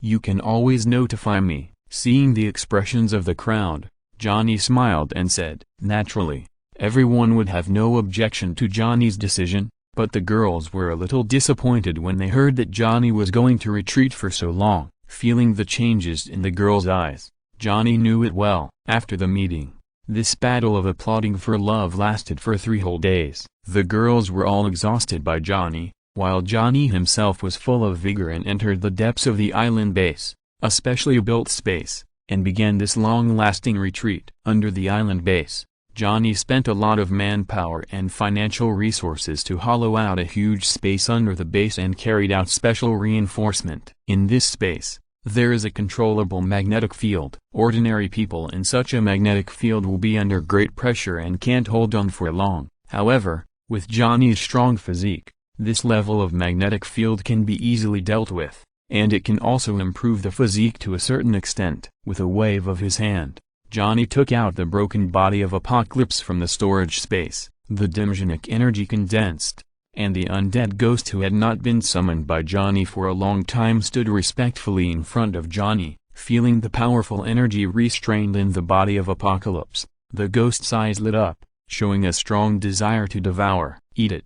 Johnny smiled slightly and said to the ghost. With Johnny's consent, the ghost cheered and couldn't wait to devour it. As Johnny's strength grew stronger, the number of bodies devoured by the ghost increased a lot, and the devouring ability was significantly improved. In just a short moment, the body of Apocalypse was completely devoured, and the ghost also sent waves of joy and satisfaction. Obviously, the flesh and blood of Apocalypse made it quite comfortable. Ding. Devour mutants and gain abilities. Consciousness transfer LV5, desertification LV3, super perception LV2, mutant ability enhancement LV2, space teleportation LV3, transform devouring points, and gain 1,500 devouring points. After the ghost completely devoured Apocalypse's body, Johnny's mind suddenly heard a system prompt, and Johnny could no longer hide his smile. Not to mention the amazing 5 abilities that can be gained after devouring Apocalypse. There are 1,500 devouring points alone. It can be said that this is the enemy that Johnny controlled the ghost to devour and gave the most devouring points. After a while, Johnny barely suppressed his excitement and began to seriously consider whether to choose Apocalypse's ability or devouring points. Of the 5 abilities, Consciousness transfer has no meaning to me. Desertification and superperception are barely acceptable, but they are not very useful. Mutant ability enhancement and space teleportation are a bit tasteless. Forget it. The ability is not the quantity, but the quality. After mumbling for a while, Johnny had made a decision. He already has a lot of abilities, and many of them obviously cannot meet Johnny's requirements in battle. Even if he has a few more abilities, the improvement to him is quite limited. System, converted into devouring points. After making a decision, Johnny communicated with the system through his thoughts and quickly turned Apocalypse's body into 1,500 devouring points. Johnny's skills can be upgraded to level 1 with 100 devouring points. If 1,500 devouring points are used well, his strength will definitely change dramatically. After coming to Earth, Johnny has experienced a lot. According to his understanding of Marvel history, various plots will soon be opened. At that time, as he said to Natasha, a magnificent era is coming, and he also needs more powerful power to occupy a place in the future. At present, how to allocate these 1,500 devouring points has become Johnny's most concerned issue. With a thought, Johnny has opened his attribute panel. Host, Johnny devouring points, 1,550. Skills 1, Fighting, Passive, LV32, Fire Control LV73, Ice Control LV74, Divine Power LV35, Haste LV76, Titan Physique LV107, Cosmic Energy Control LV108, Toxin Control LV69, Absorption and Transformation LV410, Space Gem Comprehension Ability, Space Teleportation LV1, Space Confinement LV1, Space Development LV1. On his system panel, Johnny can clearly see all the abilities he has mastered so far. In the last column, the 10th item is a few space-related abilities that have just appeared. These abilities were born after Johnny swallowed a lot of energy from the space gems. According to the information given by the system after Johnny swallowed the space ability, so far, his body can swallow and contain the space power, which is enough to support him to launch any space skills that reach LV5. But the upper limit is also limited to LV5. If he wants to use more powerful abilities, he needs to improve himself. Otherwise, the ability is too powerful and Johnny can't control it at all. Very good. Let's start with spatial ability and physical strength. Looking at the clear attribute template, Johnny made a decision quickly. Chapter 99, Retreat and Enlighten. Only with a stronger physique can Johnny's body withstand more powerful spatial forces. System, spend 500 devouring points to upgrade Titan's physique. Without too much thought, Johnny has made a decision to upgrade Titan's physique from LV10 to LV15. From Johnny's body, a powerful heat flow burst out and spread to his limbs, making Johnny involuntarily let out a comfortable sigh. Under this powerful heat flow, every cell in Johnny's body is like bamboo shoots after a spring rain, madly absorbing the heat flow, constantly strengthening, breaking and regenerating again and again. After the heat flow completely dissipated, the cell's devouring did not end. The emotion of longing for the heat flow continued for a moment, and the activity of the cells slowly calmed down. Johnny's closed eyes slowly opened, feeling the changes in his body, which was much more powerful and full of vitality than before, making him feel like he had a punch to smash a mountain. This is not an illusion. The Titan physique that has reached level 15 can indeed allow Johnny to easily split a mountain with one hand. With a casual punch, the power that can be exploded is at least hundreds of tons. The improvement of the physique is accompanied by a surge in Johnny's abilities in all aspects. The most prominent one is that his body can accommodate more energy. Johnny's body is like a container. Every time he improves his physique, the container becomes larger and stronger. Therefore, the volume of the container is constantly increasing. After his physique was strengthened, Johnny conducted a simple familiarization and experimentation. It didn't take much time for him to be completely familiar with the enhanced body. Johnny has obtained the ability of Titan physique for a long time. It is relatively easy to master it. He only needs to adapt to it. The focus of his retreat this time is on space. The space gem, also known as the cosmic cube, is one of the 6 ultimate powers in the Marvel Universe. It takes a lot of energy to get started, let alone fully control it. Space is too profound. With a wave of his hand, Johnny's hand flashed with blue light, and the cosmic cube had been taken out by him. After swallowing the endless space power in the magic cube,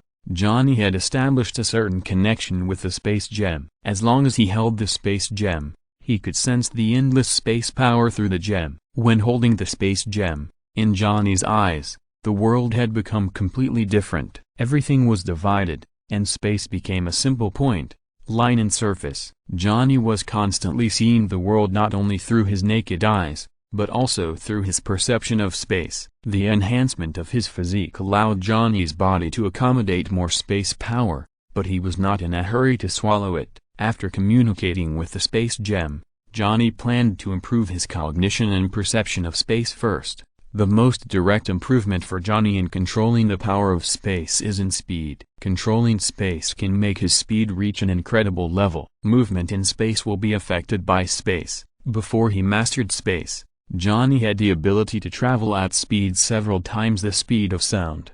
However, after he realized the ability to teleport through space, Johnny could travel through space at any time with just a thought, and could travel thousands of kilometers in an instant, which was difficult for him to achieve with speed. After holding the space gem, Johnny tried not to use the ability to travel at speed, and simply relied on his control of space. With a thought, Johnny's body turned into a phantom and rushed out straight. The obstruction of space was weakened to the minimum by Johnny. His body was like a cannonball, and in the blink of an eye, it appeared dozens of meters away. It's not this feeling, it's not enough. Johnny paused, with a puzzled light in his eyes. Although the restraint of space on his body was weakened, it still felt wrong. Controlling the power of space again, Johnny rushed out in one direction. No, still no.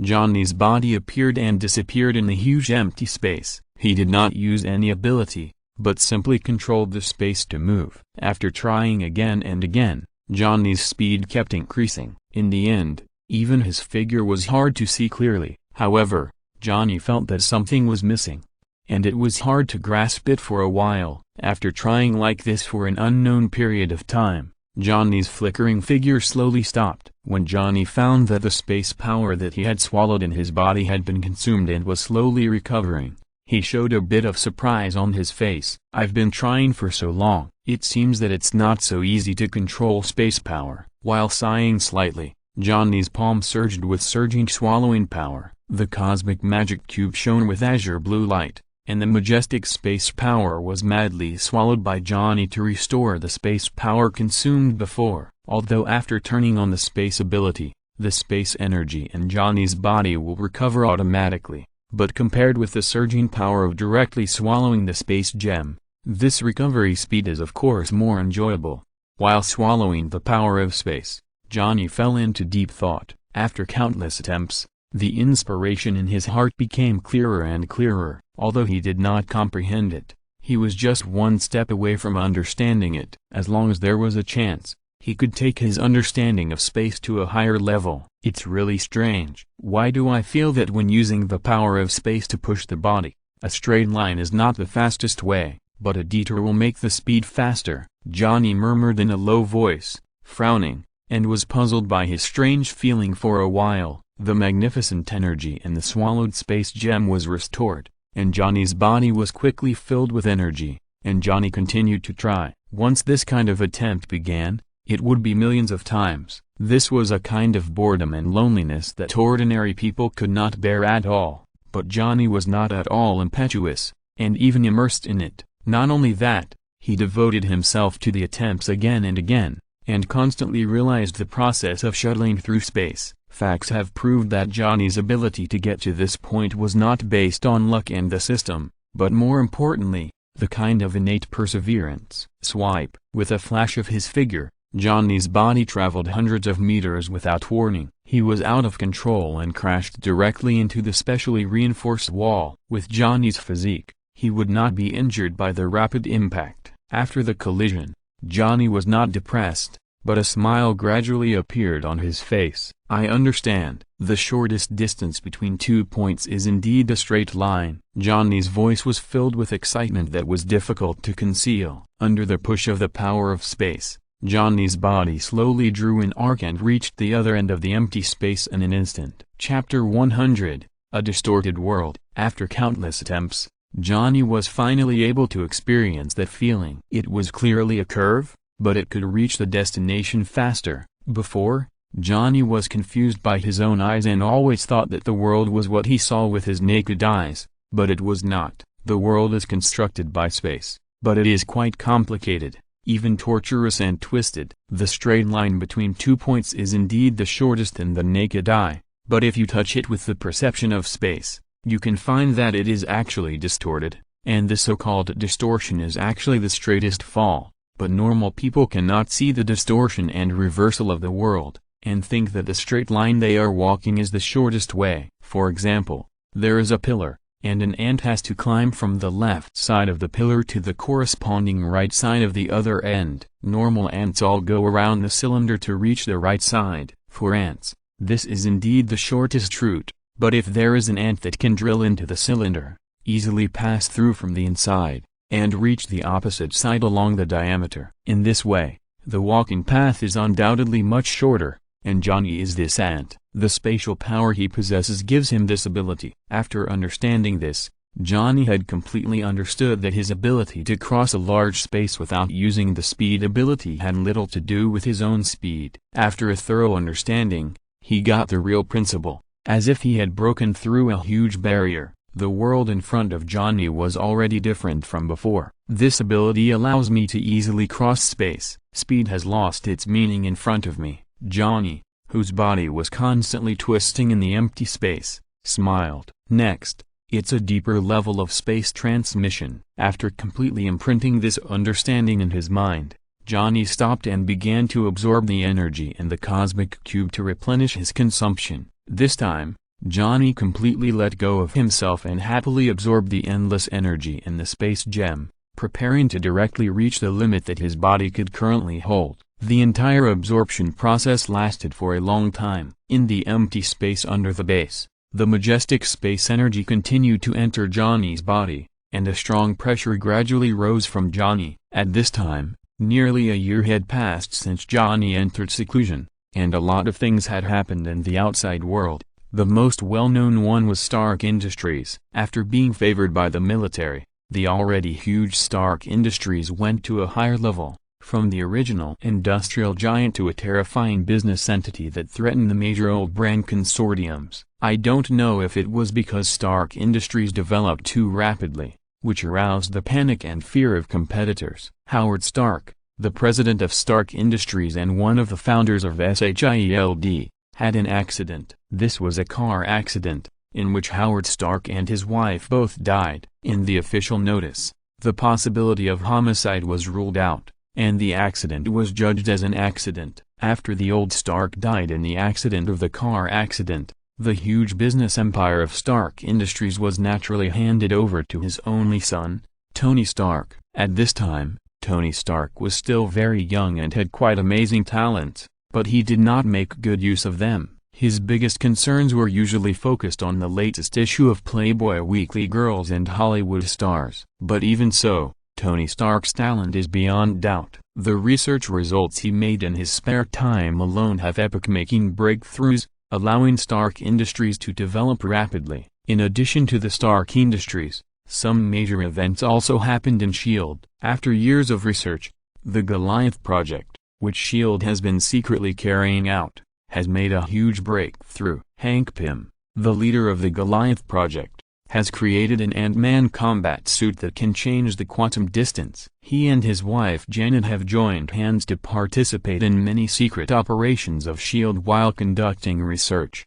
However, it was also an accident. During a mission, the two solved a missile launched by terrorists. In order to prevent the crisis caused by the missile, the Wasp Janet shrunk her body infinitely, broke through the missile shell, and destroyed the missile from the inside. But it was precisely because of this that her body was infinitely shrunk and could not be reversed, and she entered the quantum space. Hank Pym, in grief, could not bear the blow of losing his wife, especially when he found out that S.H.I.E.L.D. was trying to copy the Pym particles he placed in the company. Hank Pym completely exploded and left S.H.I.E.L.D. in anger. While waiting for Hank Pym to return to his company, another piece of bad news came one after another. His most proud disciple, together with other directors of the company, dismissed him from his position and drove him out of Pym Technology, which he founded himself, for the same purpose of Pym particles. After a series of blows, Hank Pym was discouraged and completely disappointed with everything. He finally chose to be decadent after a setback. After Hank Pym was driven out of the company by his proud disciple Darren,